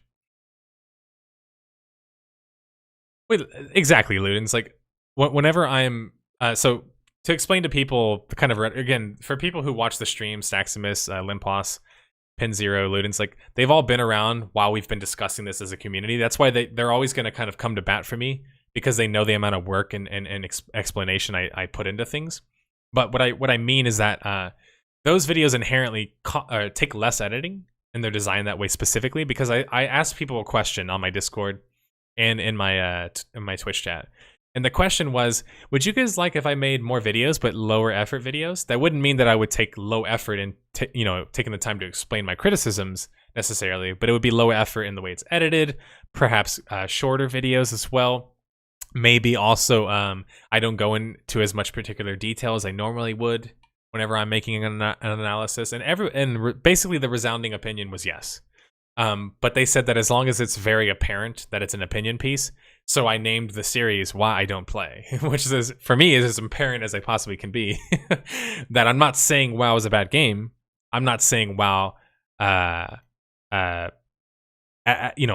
basically when I talk about WoW in the video for Battle for Azeroth, it's more so talking about it from the perspective of as a community, but also my personal opinions. At the end of the day, it's my personal opinion. So that's why I even say in the very beginning of the premise, I'm not trying to change your opinion.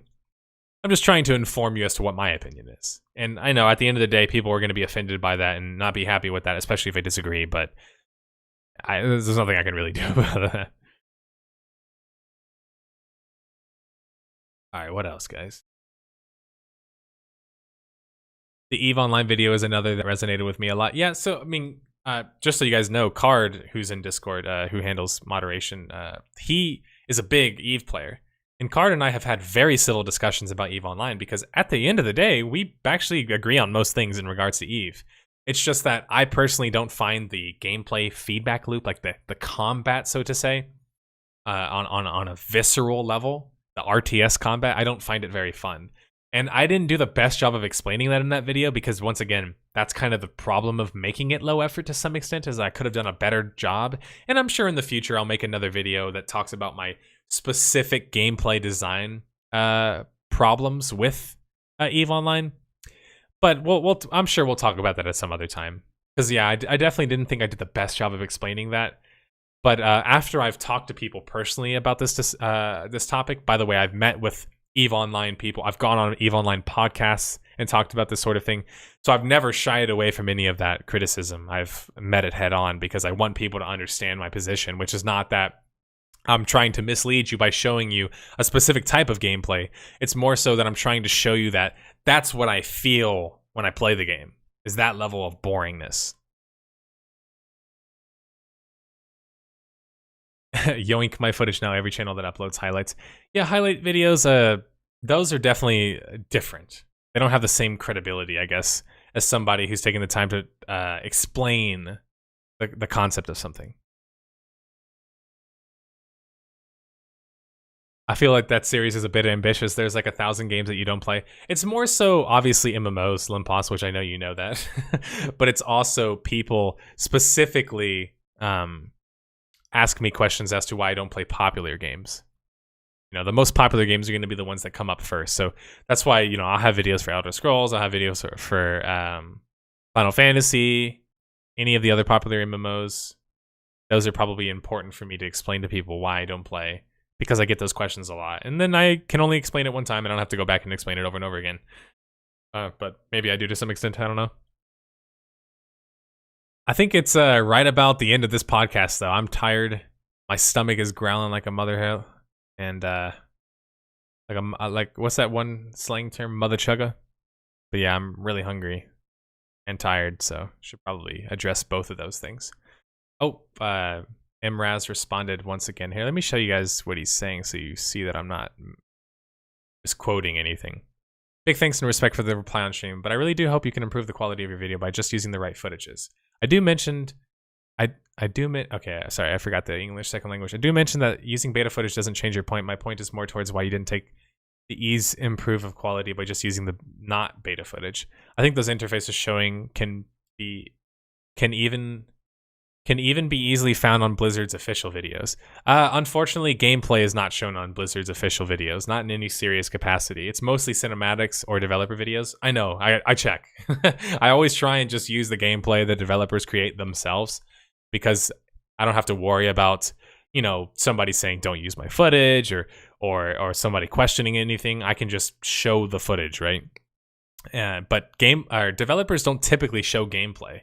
I think one of the few examples is like, man, what is it? Does anyone know off the top of their head what's a good example of a developer actually? Oh, a Rift has done that.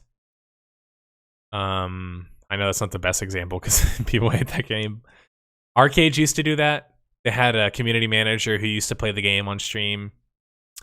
Obviously, you see it in other games like MOBAs. I've seen it in MOBAs all the time. But you don't see it a lot in MMOs. Like, I guess developers don't normally like to play their game and show it to people, and then also, I don't know. It's strange. You don't see it as much. Mother Clocker. Gravy Train. Anyway, he said, and by pinned comment, you're applying someone's comment actually isn't obvious enough. Yeah, I know.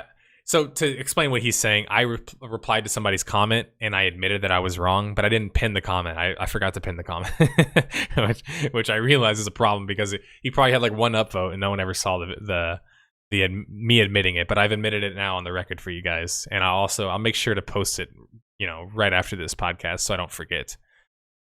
I suggest you comment your own comment. Yeah, I think I'll do that as well. Actually, I'll just do that. That's a good point.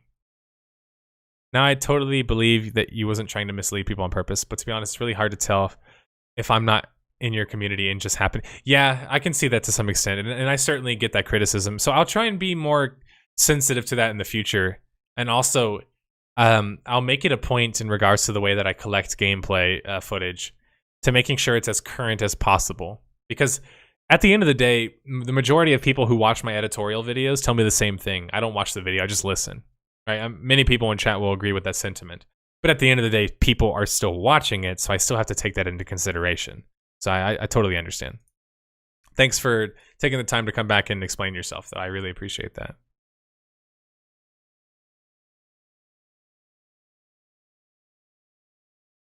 No, one of my friends came into Sam came in and he was like, sounds like you're defending yourself from a major scandal. No, I'm just explaining my reasoning. Like, anytime anyone explains their reasoning, it does seem like you're defending yourself greatly. But no, I'm just I'm just taking the time on the spot to talk to this guy who had some criticism of my content, which I think in some ways he's very valid, even if I disagree. But does anybody else have anything you would like to add before we go? I think this is a good time as any for me to stop. We're currently at 3 hours and 34 minutes, and we actually increased in viewers. So I don't know exactly how that works, but apparently you guys like listening to me talk. And hopefully I was clear enough today.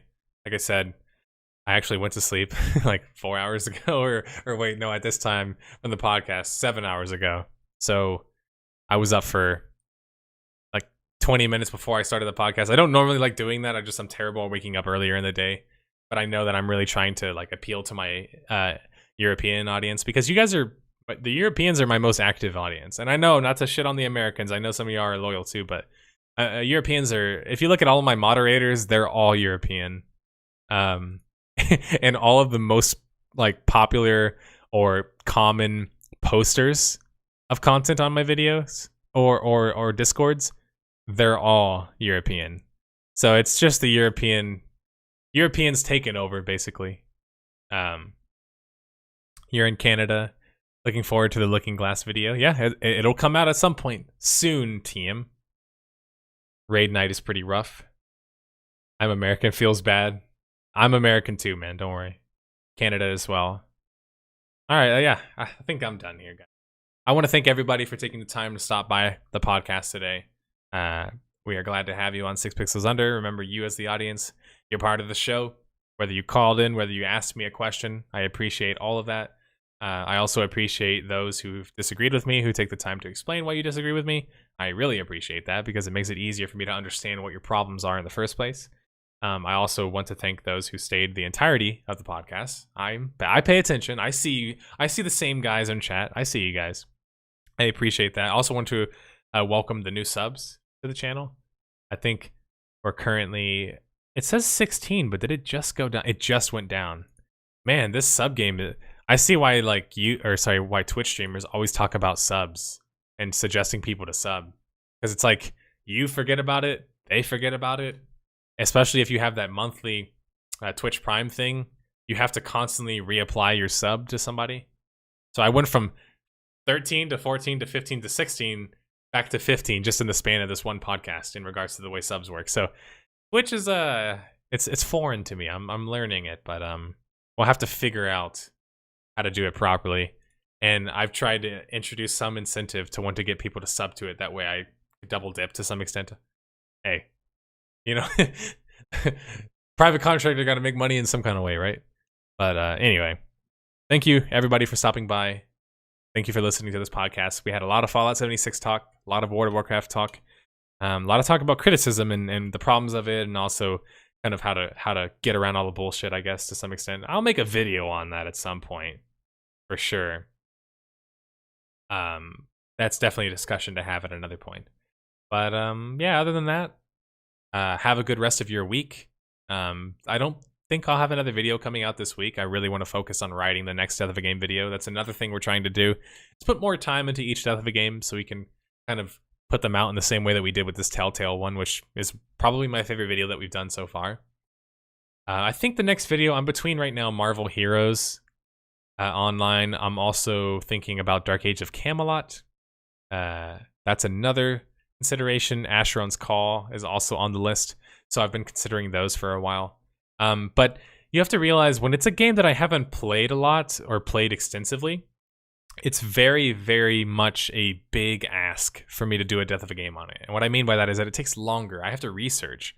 Like, I can't, and most of these games are posthumous, right? I can't go back and play them, or can't currently play them in the same way that I might have been able to back then, or wouldn't get the same experience. So it requires a lot of immersion, what I like to call immersion, which is basically just me reading it, like any review I can read, critics, players, reading metrics like Metacritic, game reviews, game review score, is the website, or game rankings, Steam reviews, reading critical reviews, watching YouTube response videos, watching reading developer testimonials. Like it's a lot of me trying to understand what the game is, how it plays, from the perspective of those who play it.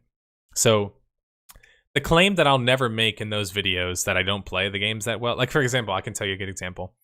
I never really played Hellgate London. That's why I took the time to go play it, because I really just didn't understand like what was the allure of the game. So I had to play it. And sometimes that happens. Sometimes you just don't understand no matter how much reading or research you do. But in the case of All Points Bulletin, I didn't play that game particularly much, right?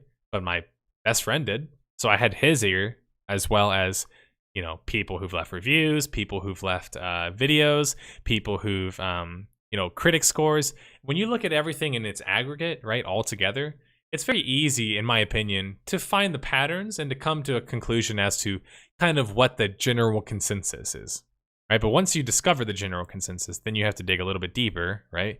And figure out, okay, where's the... Because you guys know, there's the bad reviewer, there's the positive reviewer. The truth is somewhere in between usually. So it's a lot of research and trying to understand people's perspectives on things, especially for the time. That's the most important thing. Like if I make a Dark Age of Camelot video, a DAOC video. For people who didn't play the game at the time, they're not going to understand if I just describe it as like, well, you had to be there to experience it, right? I need to explain to you how those players felt during that time, not right now. Because if you as a person look back at Dark Age of Camelot, you're going to be like, Statement. Something approaching joy is now growing in my behavior core.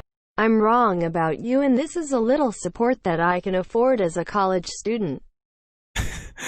wait, who was that? I didn't even see where that came from. That kind of scared me.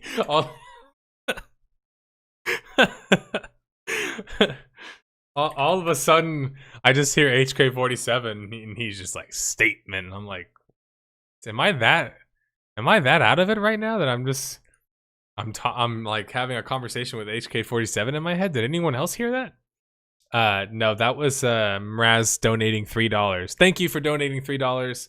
He said, if you guys didn't hear, I'm wrong about you, and this is a little support that I can afford as a college student. First off, if you're a college student, you don't have money, guys, don't give me money, okay? I might be struggling, right? You guys know how much money I made. I already told you guys. I don't ever make it about, oh, please give me money because I'm poor, because I need more money. Like, I never make those claims to you guys. Only give me money if you can, you have the means, and you want to support me, right? Because you ain't getting that money back. No, I'm just kidding. But yeah, don't give me money if you don't have money, please. But thank you, Imraz, for being a college student who gave me money. I appreciate that. Nerd, you got to call out more. On that note, it's a good time to stop. My knee is hurting like hell. I need to go ice this thing because I'm supposed to be elevating it. Otherwise, it gets swollen. It's a good time to stop the podcast.